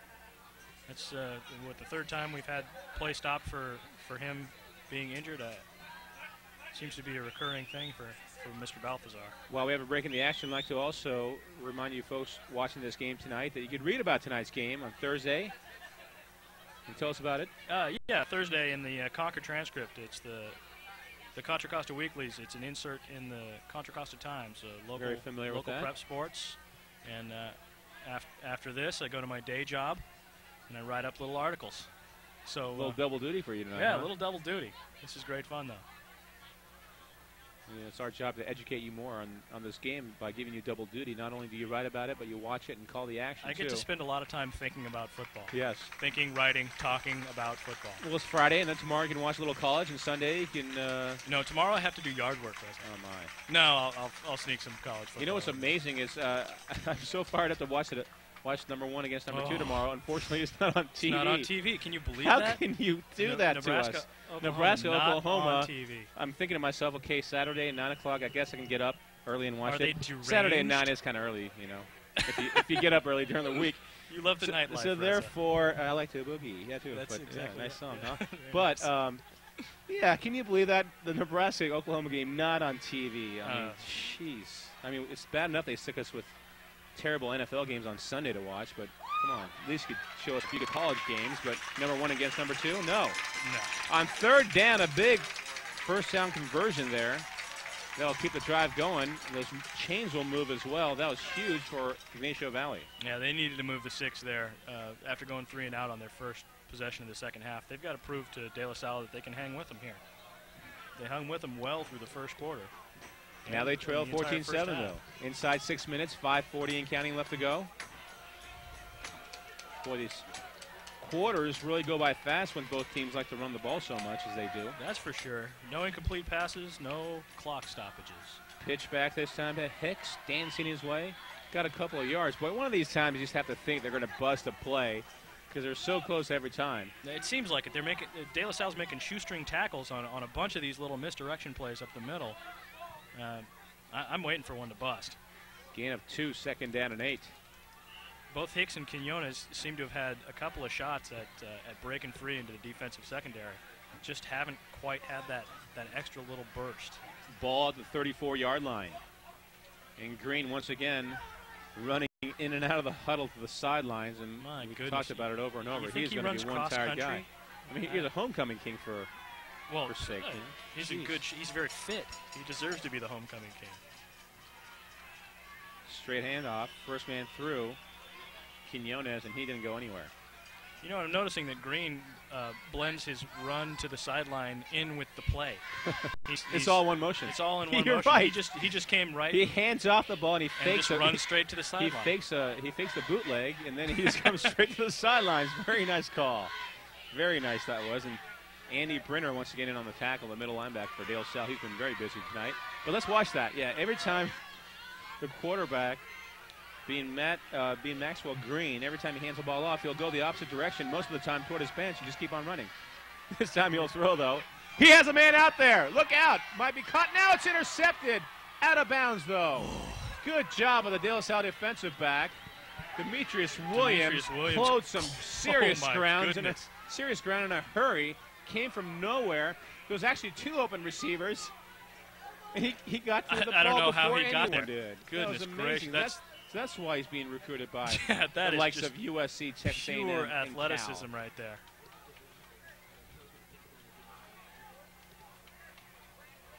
Yeah, tell us what you think of tonight's game, if you like it.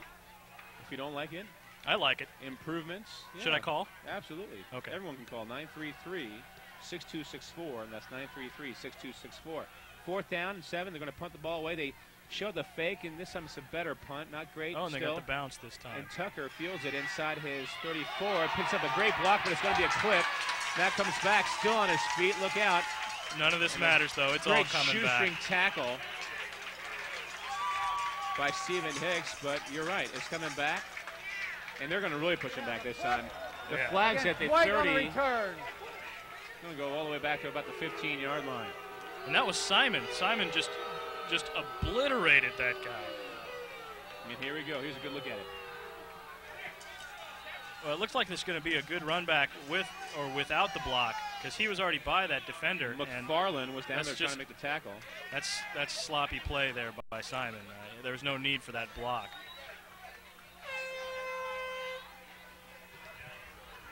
Tucker, who's already returned a couple interceptions for touchdowns this year. And then he did all that work for nothing. Looked good, though. Yeah, he did look good. 3:46 left to go. Third quarter, De La Salle up 14-7 after trailing 7-6 at the intermission. Spartans with the ball and the lead. One receiver out to the far side, one to the near side. First man through, Kenyon. They've been very effective with this play all second half long, but not that time. No, YV is getting wise. The coaching staff doing a good job there. They're you're keying on certain things, and I think that's got to be one of them because it was very effective in De La Salle's first drive of the half. Delaha Adasan. Woo! You're getting better at that. You're getting better at that. There to make the stop. Good old number 49. We'll just call him number 49. Okay. How about we'll stick to his last name? All right, let's hear it again. Let's wait until we make the tackle, and I'll say it again. Equal opportunity here. Gutierrez on the pass complete to Demetrius Williams, a quick slant route. Once again, we're going back to our graphic. Tell us what you think. Feel free to call us. That's a 925 area code, by the way. 933-6264. That's 933-6264. Unless, of course, you happen to think that I shouldn't be up here, in which case, don't call. First down at 10. I have a very fragile ego. 33-yard line. To make that, the ball is at the 29-yard line. Sometimes it's really hard to see what the ball is. They have not done a very nice job of chalking the field. Well, I think it's so sloppy with all the rain we've had this week that it's hard to get a chalk line to stick on this field. Gain of 2 yards on first down. Second down and 8. 2:20 and counting left to go in the third quarter. You can literally see the difference in the color of the field. In the middle there, it's just soaked and muddy. I just have a strange feeling we're going to be going downstairs with Jack Vieira pretty soon. I don't know. Just something tells me. Spooky premonition there. I don't know. It's not Friday the 13th anymore, although a couple weeks ago it was. Second down and 8. Split backfield formation. Gutierrez a throw. Fires it downfield. Look out. Could be intercepted, but not even close to anyone. And he overshot his intended receiver. Neil Chin, the closest defender of the football. That could have been also intentional grounding, but it's not. However, let's go downstairs where I was right. Jack Vieira standing by. Down here on the Warriors sideline, an injury report to pass along to you. Ygnacio Valley guard David Baltazar re-aggravated an ankle injury. He initially suffered that in their game 2 weeks ago. He will not return tonight and will be taken to the hospital for x-rays. They're keeping their fingers crossed for the senior guard. Back upstairs. Well, thank you very much. At least they still have Adelaha Adusan in the game. Yeah, well, I don't know what they do without him. He's been very solid for them all. He has been very solid. All night long, 3rd and 8. 4 receiver look for De La Salle. Just love it when they go 4 receivers. And they have a man downfield. What a catch by Demetrius Williams. Oh, my goodness. That was unbelievable. He was so covered. He was completely covered. The defense couldn't have done a better job on this. This is outstanding. That's just tremendous concentration by Demetrius Williams. Gutierrez lost the time again. And the defensive back, okay, he could have turned around. But he was right there on top of him. I don't know how he caught that ball. And the fans are cheering like it was intercepted, but I don't think so. I didn't see the officials say it looked like it was. Now the offense trots back off the field. For a second there, they thought they had the ball back. There was a little scuffle there on the sideline. Yeah, it was clear though. The offensive player came up with it. Well, the defensive back, if he had caught it, he caught it with his back. So I don't think that's really. The referee making sure we're all heading the right direction here. Tim Murphy is directing traffic down there on the field. Doing his bedrec Cashin impersonation. First down. So after the Ygnacio Valley offense runs on the field, they now have to run back off again. Run back off, and they're having a terrible time getting the defensive folks back in. Well, like Max Green and really needs just to run. Just like that, it's going to be a De La Salle touchdown. Nate Kenyon. Well, I think maybe YV should have thought about taking a timeout there. They were all confused on mass confusion as to who was supposed to be on the field, and De La Salle, opportunistic, just took advantage of that. A 39-yard touchdown run right up the middle. You're right, and they were trying to get their defensive players back on the field after it was clear the offense had the ball. I mean, that was wishful thinking on their behalf, and that really came back to cost them. Yeah, that hurts. That's the perfect time for a timeout there. I mean, you hate to take it this early in the game, but hey, the extra point is up and good, Reza. Wow. First time tonight, but let's wait. We got a penalty marker down, I believe. Foul, roughing the kicker against Blue. Wow. Against Blue.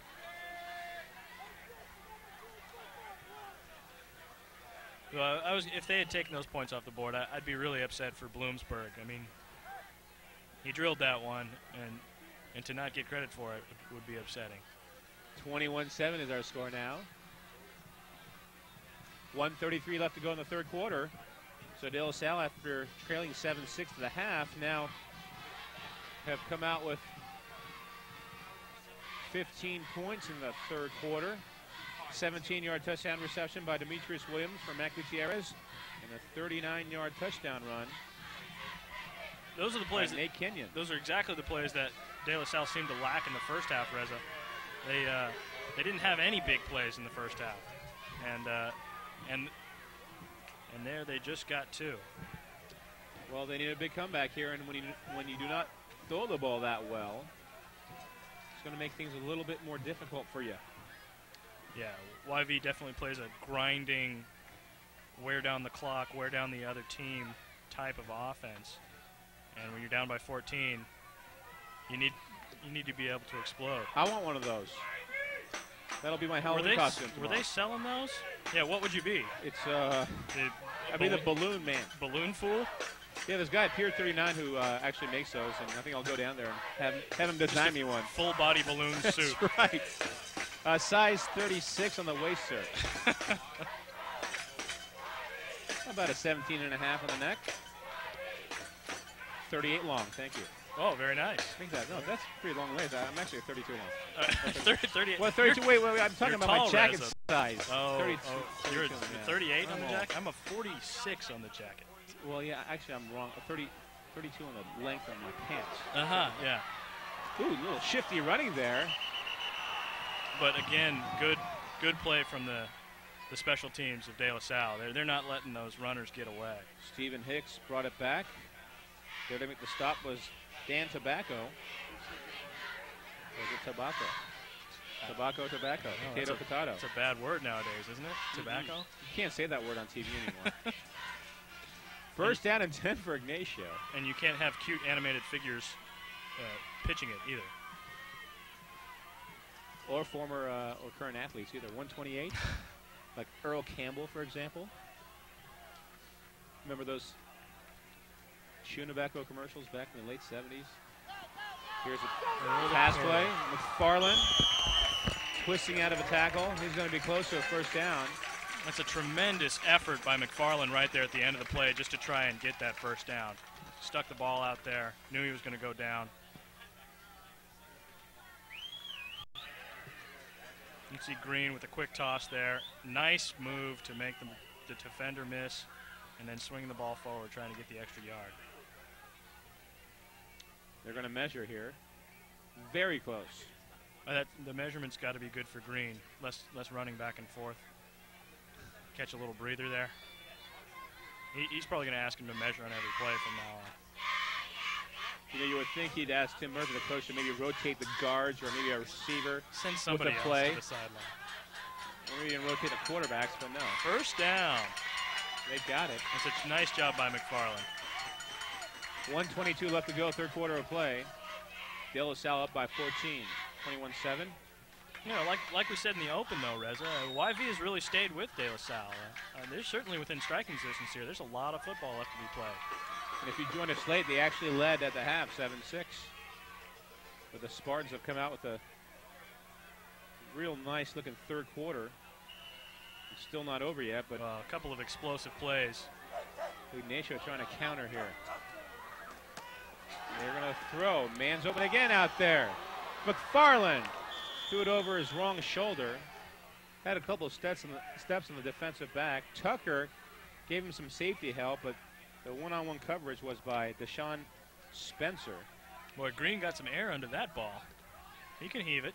He can. That was a nice toss. We haven't seen him get the opportunity too many times. A little bit long, and maybe because he's a little rusty. He doesn't get to throw that much. I think it's because he's been running back and forth in his sideline. Maybe he's just tired. There he goes again, up to his dirty tricks. What do you think they talk about? What they're doing after the game? That's what I was thinking. But no, they're like talking that scene about from Bull Durham. They're actually, yeah, maybe like everyone's All-American or something. The program, perhaps. Or maybe one of my favorites, North Dallas 40, or All the Right Moves. Hey, very nice. Little Tom Cruise action. Yeah, that was a good one. Double handoff, fumble picked up. Ooh, and some big-time hitting, and we had a play of the game. That would be it right there.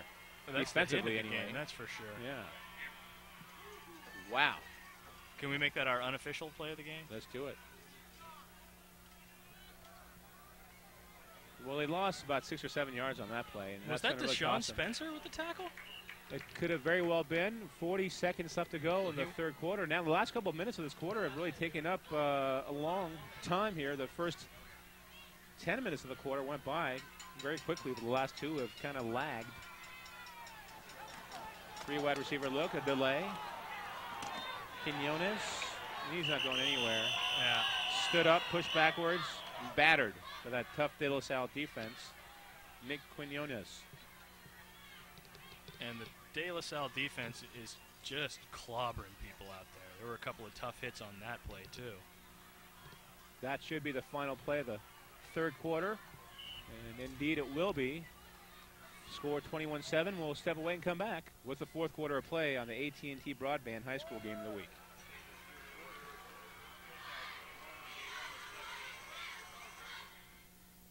Tonight's AT&T Broadband Game of the Week is made possible by a generous donation from Rocco's Ristorante Pizzeria in Walnut Creek. Located in the Encina Grande Shopping Center, Rocco's Ristorante Pizzeria has classic Italian pastas, gourmet pizzas, and a family atmosphere. Locally owned and operated by Rocco Bialy and family, Rocco's is a great place to go after the game. Rocco's Ristorante Pizzeria, voted the best pizza in Contra Costa by the readers of the Contra Costa Times. And by Paramount Technology of Concord, located behind Tower Records. Paramount Technology has been selling and fixing computers for more than 6 years. With in-house customer service and repairs, Paramount Technology is there for you. Thank you, Paramount Technology, for supporting local high school sports in Contra Costa County. You can join the AT&T Broadband Game of the Week team and help support our effort to bring quality local sports to 140,000 cable customers in Central Contra Costa, while highlighting your business during the game. The AT&T Broadband Game of the Week is your opportunity to increase viewer awareness of your business and be a part of the excitement of local hard-hitting football action.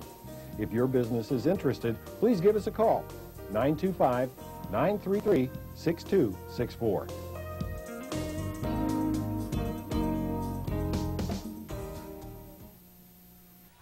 Back at Mount Diablo High School on homecoming night for Ygnacio Valley, they trailed the De La Salle Spartans 21-7, and kind of a funny thing happened during those commercials. A few of those people looked kind of familiar, didn't they? Yeah, I know that guy. Intriguing stuff.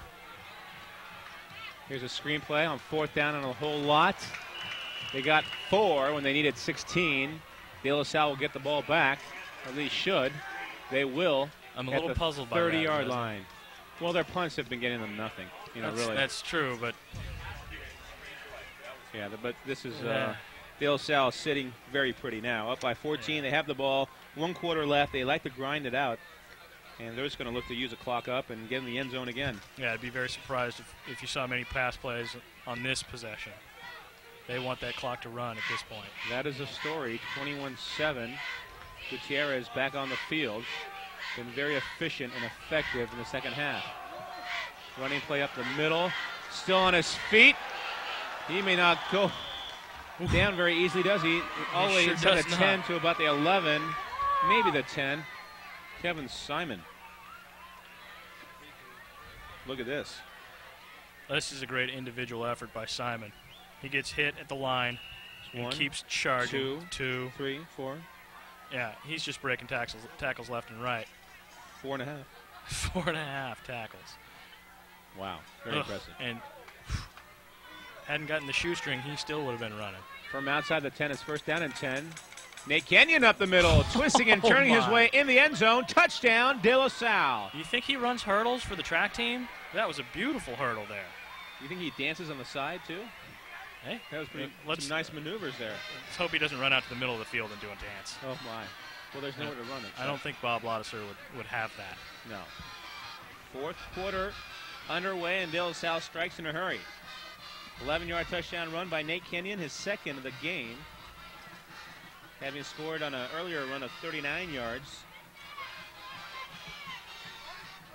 And another tremendous individual effort there. He got some good blocking on the line, but then he just exploded into the secondary. James Bloomsburg on for the point after try. And before he gets an opportunity, a legal procedure whistled against the De La Salle Spartans. Oops. Spartans with 15 third quarter points to 0 for Ygnacio. Snap, spot, kick, it is up, looks good, is good. 28-7 is our score. 11:26 left to go in the ball game. So that 112-game win streak looks to be safe for now. However, in the first half, it did not look very safe. Yeah, the first half, YV really was going right after them, and they were preventing the big play, and now De La Salle is forcing the big play. But, you know, Reza, you got to say that YV's got to be proud of their defensive effort so far tonight. Wouldn't you like to be a Pepper, too? That is good. I'm a Pepper. He's a Pepper. Come on, Reza. We're all Peppers. Everybody's doing it. Yeah. Peer pressure.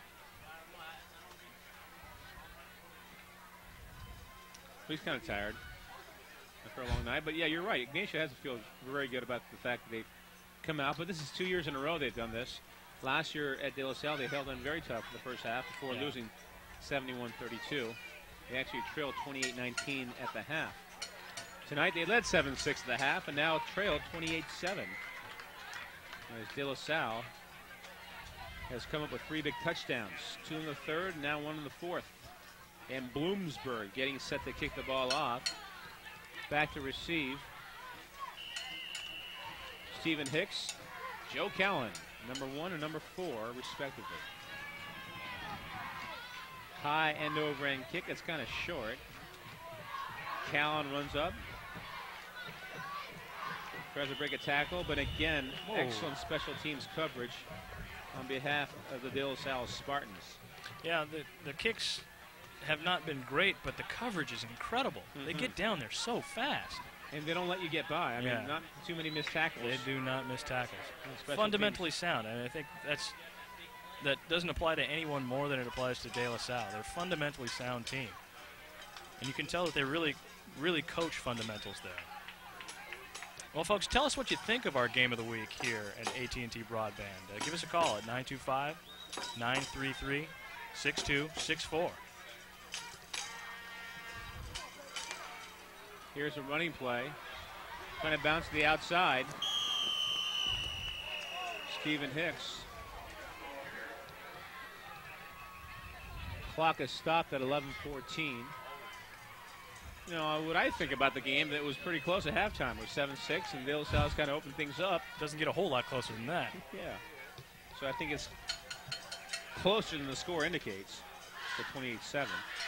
But that guy, 21, Demetrius Williams, has had himself a very nice game. Again. Yes, he has. It's hard to compete with pure speed.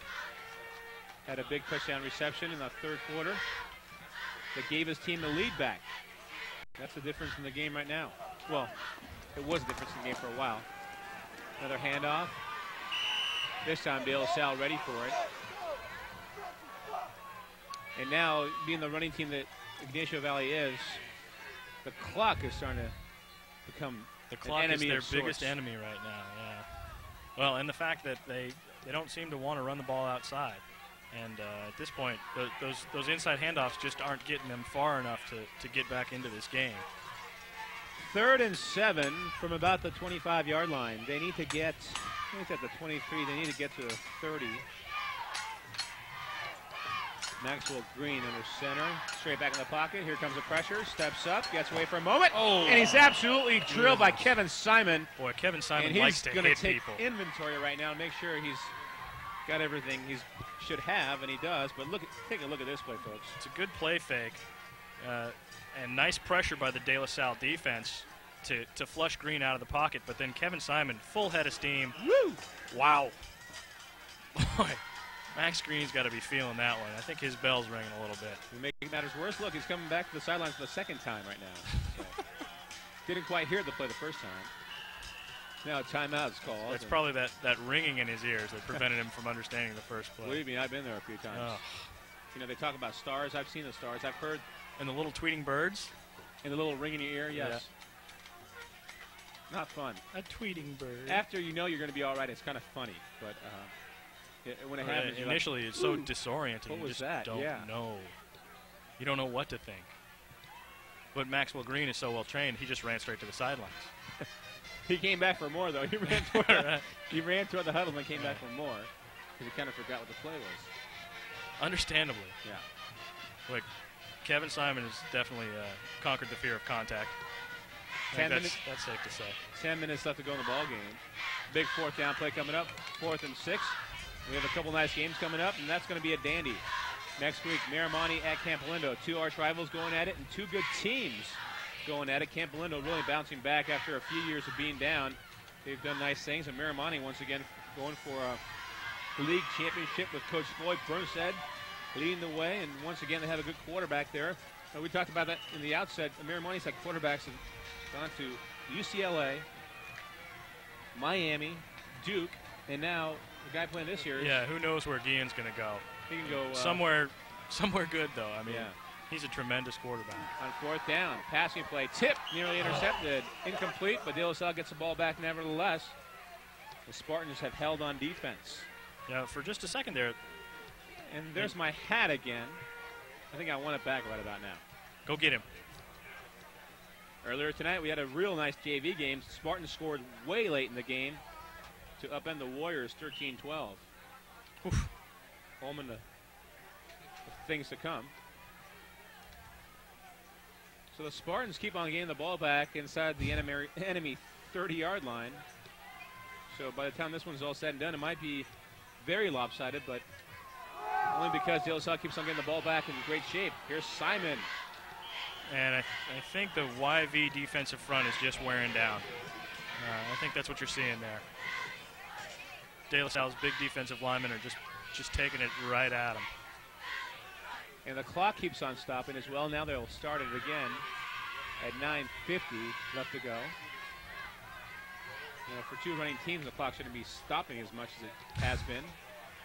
Maybe a little bit of home cooking here by the clock keepers. They want the Warriors come on to continue.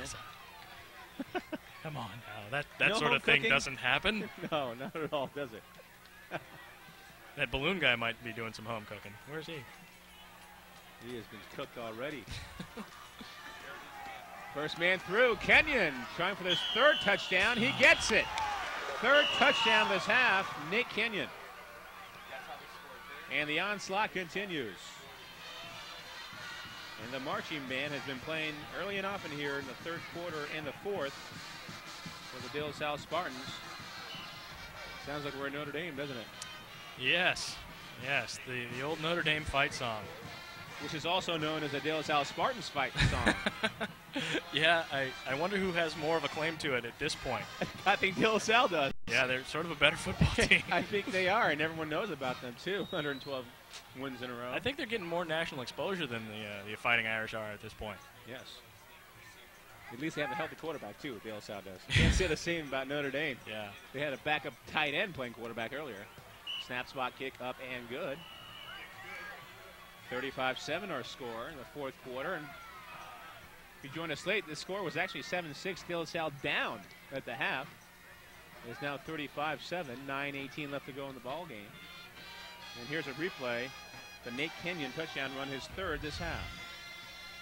And this is just beautiful by Kenyon again. The defensive line of YV can't seem to get to the attack, and Kenyon with a nice individual effort there to get the last couple of yards and fall into the end zone. And every time De La Salle has scored in the second half, some big thumps coming from upstairs. The Ygnacio Valley coach is not too pleased. Somebody's doing jumping jacks or something up there.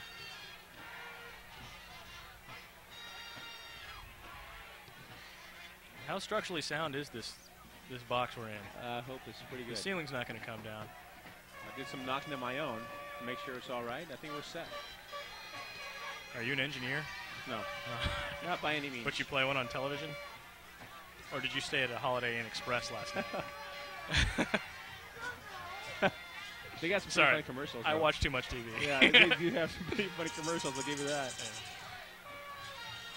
Yeah. All right, back to play-by-play action here. 9:18 left to go. Bloomsburg will boot the ball away. We've been loving saying that name all night long. High end over end kick. It's the same kick as the first one. And it's fielded by Michael Pasquale. Pasquale. Nowhere to go. Trying to go east and west rather than north and south. And you just don't do that against De La Salle. They'll make you pay for it. Well, he dropped the ball. He muffed it when he went to catch it, and it was all over after that. They need to get out of the shadow of the end zone here. Push the ball upfield a little bit. It ain't over till it's over. That's right. But it seems to be over right now for the Warriors. Me. The fat guy in the booth is warming up. And that would be me, Rez. Don't talk to me like that. First down and 10 for the Ygnacio Valley Warriors. You did have quite a few of those pieces of Rocco's pizza. Rocco's? That's good pizza. Excellent pizza. We thank them again.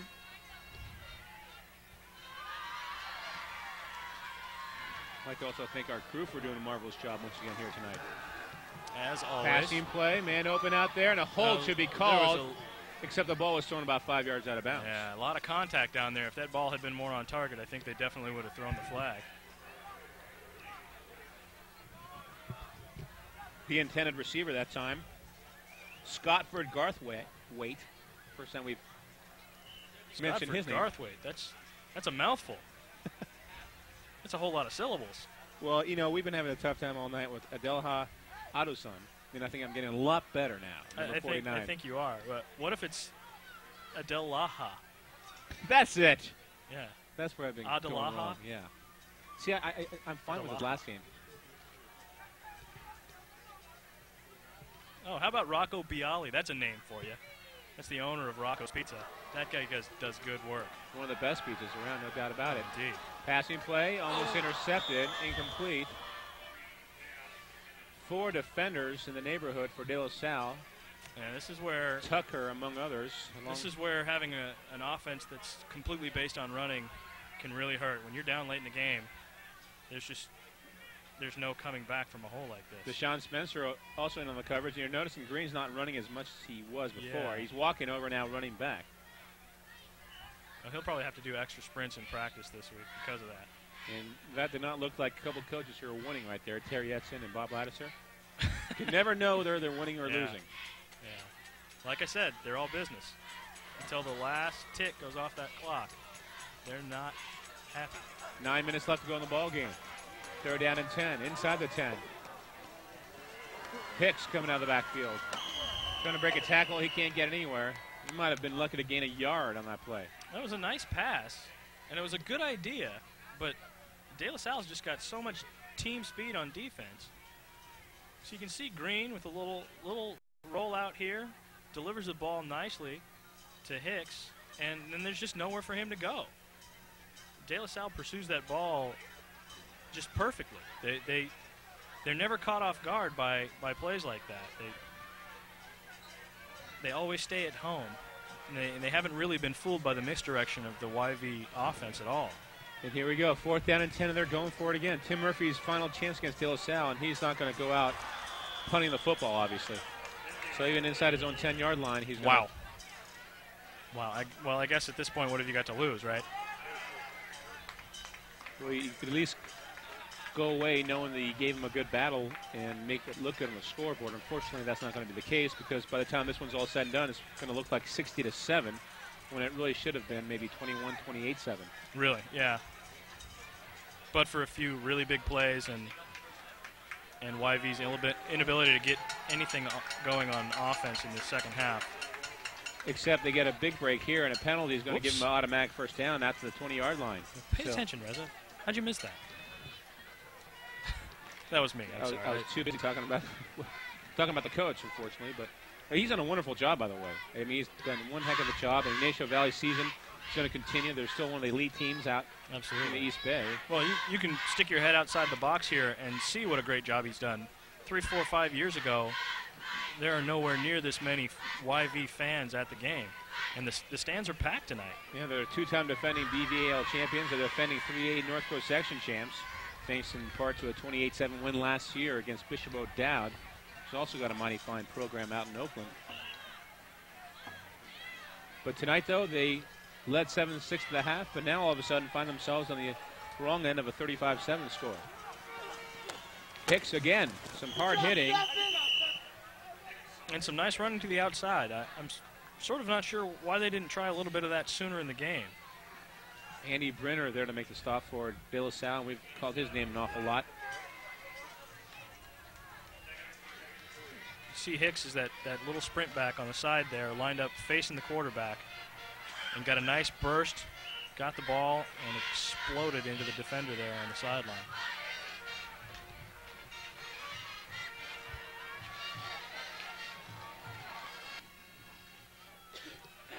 Gain of 7 yards, second down and 3 for Ygnacio. Green under center. Here's a give for the first time tonight from the fullback, Rob Carter, who also happens to be the punter and the middle linebacker, among other things. Rob Harder's a busy guy. And I think this is the first time we've seen that little pitch tonight. I don't know that we've seen that before. And that actually had some success there up the middle. Got him the first down. Yeah. Across the 34 to near the 35-yard line. First down and 10, Ygnacio. Their best drive since the first half. First half, you're right. Second quarter. Green to throw. Complete again. There's Harder again. Playing a little harder. Getting some good results. And Green with the quick sprint out. Quick pass. Nice little pick there. Yeah, absolutely. No call by the official. And a good tackle. Made it look clean. Sold me on it. If it works on the officials, it certainly worked for us up here in the booth. Right. Ref didn't see it, I didn't do it. But yet, they have stopped play for a moment here. We have holding on the defense. That's going to be against De La Salle. You know, it's funny, they call the holding, but we don't see any flags anywhere. And really, I have not seen any flags all night, even when penalties have come down. Maybe they should throw them. Invisible flags. Maybe they should throw them at the players more. Or maybe they're just using green flags, and it's a green field. Camouflage flags. Yeah. And, you know, that field actually does look a little on the yellow side. So. When was the last time you had your eyes checked, President? Boy, it's been a couple of years, so maybe time for a trip to the optometrist. That might be a problem. Yeah. That might be, you know, one of the situations here too that maybe it's just me.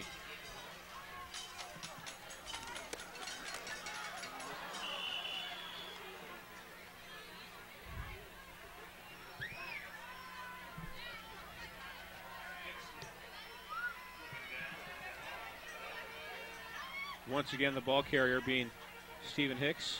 You can see Hicks is a little frustrated. The clock rolls again at 6:30 left to go in the ball game.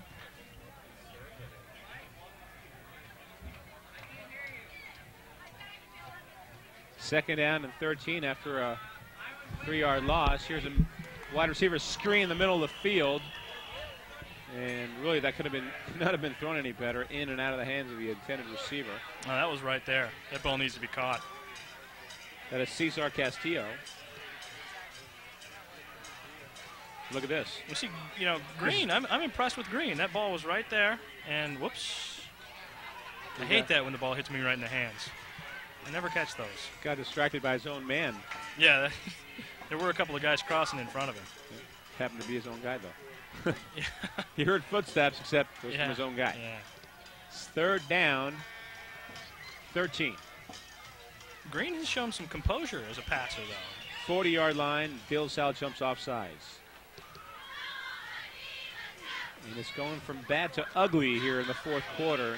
It has certainly slowed down a little bit. Yeah, and really, we had a great first half of play, a good third quarter, but this fourth half Encroachment, White. has got really sloppy on both teams' behalf. I mean, it's almost like 3 different games or 2 different games. Really, yeah. The pace of the first half was very crisp. They were running plays with great regularity, kept things moving nicely. I think both teams had a good rhythm going, and now things have just slowed down to a sort of a grinding halt. Green takes off with the ball. He's going to be very close to a first down. He's going to be maybe a yard shy. 4th and 1 coming up. And once again, he'll trot on over to the sidelines. Well, Green's doing more running tonight than anybody on the field. Running back and forth from the sidelines, and now this nice little scamper. He's running for his life right here. Yeah, really. Well, you got a nice block there by Hicks. That gave him a couple of extra yards, and it looks like he came up maybe a yard and a half short of the first down. There they go. Little end around to Hicks. Does he get it? He's got to turn upfield. Does not get it. Well, you know what? His knee hit the ground, but the officials did not call it down. And now I think the official is coming back and perhaps maybe going to mark it. They're not. They're going to give it to him in a break for Ygnacio Valley, so that'll keep the drive going. They'll move those chains. They stop the clock momentarily. Actually, they're going to measure now, and it's going to be very close. I can't even see where they spotted it. They spotted it right at the 45-yard line. Is it right on the Spartans? Just shy. What is that, ST5 football? And the chain crew. The men working on the chain gang. Yes, very important. Doing a very nice job. That's going to be shy. De La Salle will get the ball back, but justice may have been served right there because you look at, he's probably down right there. Well, yes, he right is. there, yeah. The knee touched. But they still gave him forward momentum to near the first down marker. Did not get it, nevertheless, and the De La Salle Spartans will take over here. Don't be surprised to see a new quarterback in the game for the Spartans, and indeed we do. Well, I see a lot of very clean white jerseys out there on the field for De La Salle right now. Ryan Edson looks to be the new quarterback for the De La Salle Spartans. In relation to Coach Edson? Yes, I'm sure he is. Sean Edson, a brilliant wide receiver a few years back. He's also a nephew of Coach Edson. That's just a football family, huh? Mm-hmm. Sean Edson, a member of the team that actually broke the national delay record. the game.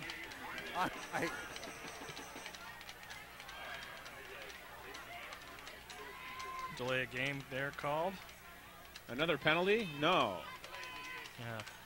Not in the fourth quarter here. Do we really need to delay the game anymore at this point? Boy, that clock is just, seems like it's been stuck on 5:18 for a while.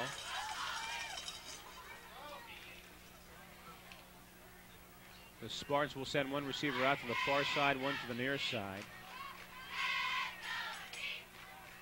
2 tight ends in the game right now. And the lone setback is Elio Bradley. Right now that's... There's a give to Bradley. Maurice Drew going in motion. Bradley gets the ball. And he went nowhere. Maybe got back to the line of scrimmage, perhaps? Yeah, it looks like that's about it. And the officials have not called a penalty here. 5 minutes. That's newsworthy. Yes. It's almost like watching one of those NFL games, but now they decide to stop the clock anyhow. Officials timeout. Thank you very much. It's not a TV timeout. We didn't do that, folks. No, but it is an injury timeout, so got to make sure Harder comes off the field. I believe it's him. There's actually Rob Harder, bit shaken up. We've been calling his name a lot tonight for YV, and he's done a great job for them. For a second there, I thought it was Adelha Adusan. Adelaha, I'm sorry. Adelaha Adusan. Yeah, because 43 and 49 look quite the same. Well, they have a 4. Up here in the booth. They both have a 4. So 49 is still on the field, and the officials still want to talk this one over. And I don't know whether they like their on-air time or... They're getting a lot of face time. They are. And here we go. Some more on-air time. Jack Vieira standing by. Maybe he's got an update for us, and I'm sure he does down the Warrior field. coach Tim Murphy said, guys, just keep it close in the first half. We'll take our chances in the second. That's exactly what happened. However, De La Salle runs off 29 unanswered points in the second half, limiting the Warrior offense to just 3 second-half first downs. And it looks like De La Salle well on their way to their 108th straight victory. Back upstairs. Running play up the middle.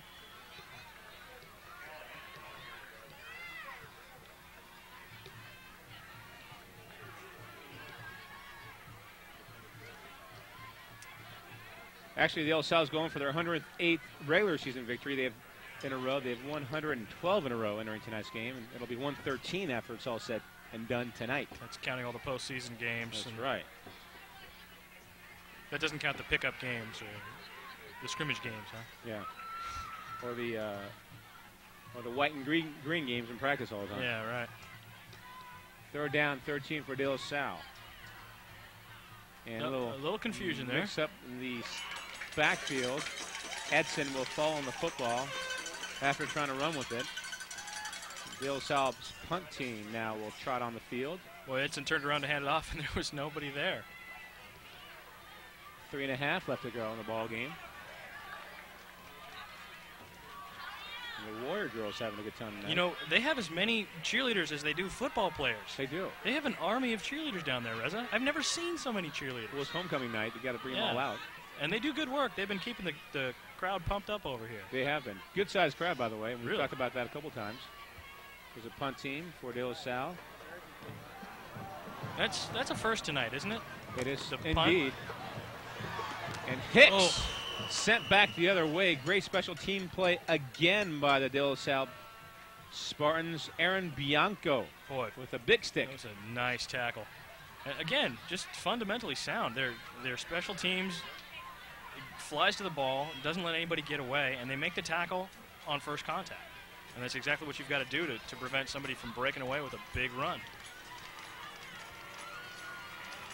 Just under 3 minutes left, and we'll see if the clock moves. Yeah, they've done a better job of moving that clock in the last couple of minutes here. End around to Hicks. Hicks in the open field, nearly had the ball stripped out of there. Spinning move, nice. The pinball effect. Spinning away from the defense, he's doing a nice job. He was looking a little frustrated earlier. That's got to do something for his confidence. Gets across midfield to about the 47-yard line. First down and 10. They'll move that clock again after the chains are set. You're right. They have to have about 30 cheerleaders lined up all in a row. And they're doing the funky chicken. Hicks again. Hicks again. Good-looking gain. Going to have another first down. 11 yards on first down. They'll stop the clock to move the chains once again, and good-looking drive being put together. Hurry-up offense now. They're on the ball, are the Ygnacio Valley Warriors. And there are the girls all lined up in a row. And there's their funky chicken.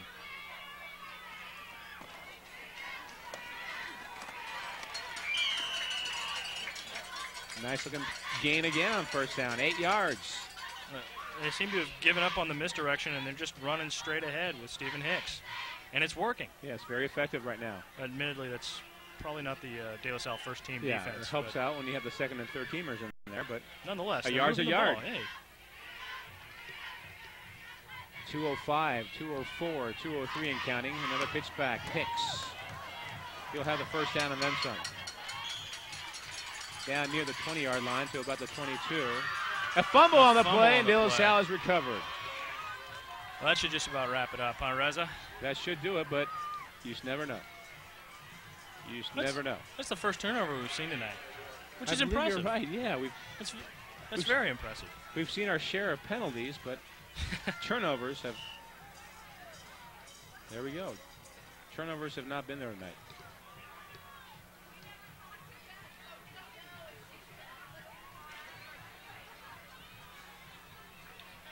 First down and 10, 20-yard line for De La Salle. Spartans with the ball and the lead. Here's the option. And a big gain up the gut. Running out of there, Mark Thomas. Thomas was off to the races. 25-yard gain from Mark Thomas. Well, they're running the ball right up the gut here. They're getting through the line, and then there's nobody there to tackle him. Sloppy tackling. Well, just no tackling. I mean, once he got to the ball carrier, made a nice tackle, but it took him a little while. 140 and counting left to go. This should do it, really. De La Salle, I'm sure, will run maybe 1 or 2 more plays and then start taking kneeling down. Yeah, so they're very classy about doing that. Oh, absolutely. Rarely do they run up a score. They don't have anything to prove by running up the score. Dragging tacklers across midfield to about the 49-yard line. What do you think? What do I think? I think you should call and tell us what you think, Reza. Folks out there, tell us what you think of the game of the week on AT&T Broadband. Give us a call at 925-933-6264. Tell us what you think of the announcers, the broadcast. You want to keep seeing these games? You want to see De La Salle more and more? Ygnacio Valley? Who you'd like to see? Inside handoff this time to Elia Bradley. Tell us what good-looking announcers we've got. Bradley to the 46-yard line. That Jack Vieira's been mighty fine down the field. Oh, my goodness. That is a good-looking man, that Jack Vieira. 37 seconds of counting left to go. And next week we'll be coming to you from Camp Lindo High School in Moraga. The Battle of La Marinda. Miramani Orinda against Camp Lindo of Moraga. And that is going to be a good game. I've dressed up for a couple of those games. Notice I said I've dressed up for a couple of those games. I actually got in one of them. You were in one of those games? In one of those games. Are you a former Matador? Former Matador. Former, used to watch a lot of the game until the fourth From the quarter. sideline. Yeah. Used to play a lot in practice. But pregame warm-ups was my, time of the game. Your moment to shine. Able to show off that 55-yard arm.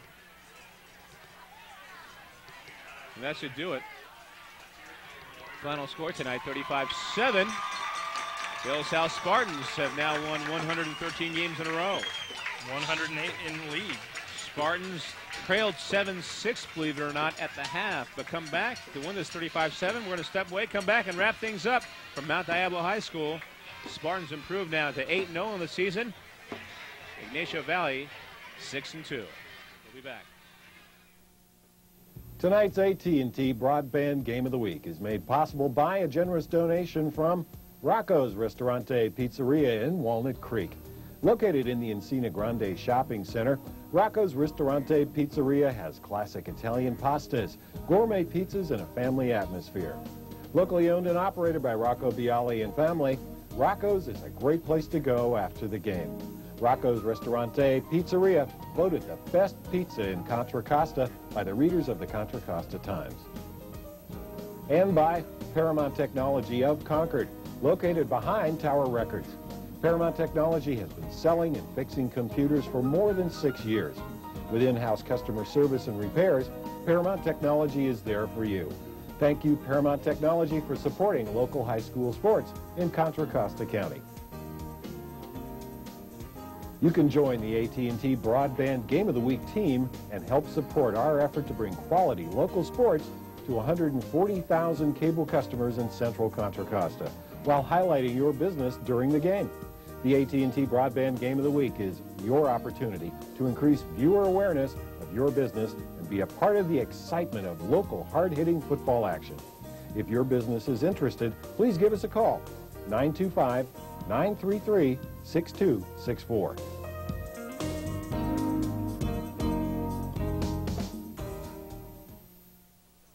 Reza Sadeghi, Bill Kolb, Jack Vieira back with you. Mount Diablo High School in Concord. The De La Salle Spartans, after trailing 7-6 at the half, come back and win this one 35-7 to post their 113th consecutive game, 108th in regular season action, and did it quite impressively after getting quite a scare at the same time. They had to have been a little bit spooked there at the half, down by a point. That's not a position they've been in quite some time. But they came back in the second half, had some really big plays. 3 touchdowns by Nate Kenyon pretty much sealed the deal for De La Salle. And the De La Salle passing game also looked very good. Matt Gutierrez, Demetrius Williams shined, as did their star running back and linebacker.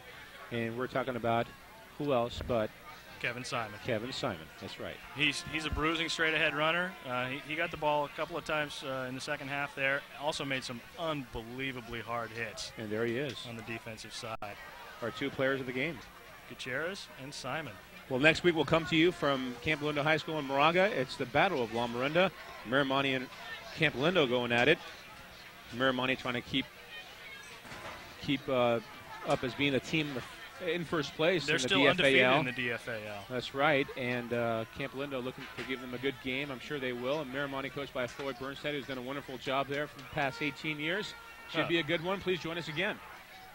All right, for everyone here at the AT&T Broadband High School Game of the Week, thanks again for joining us, and we'll come to you next week from Moraga. Good night, everybody.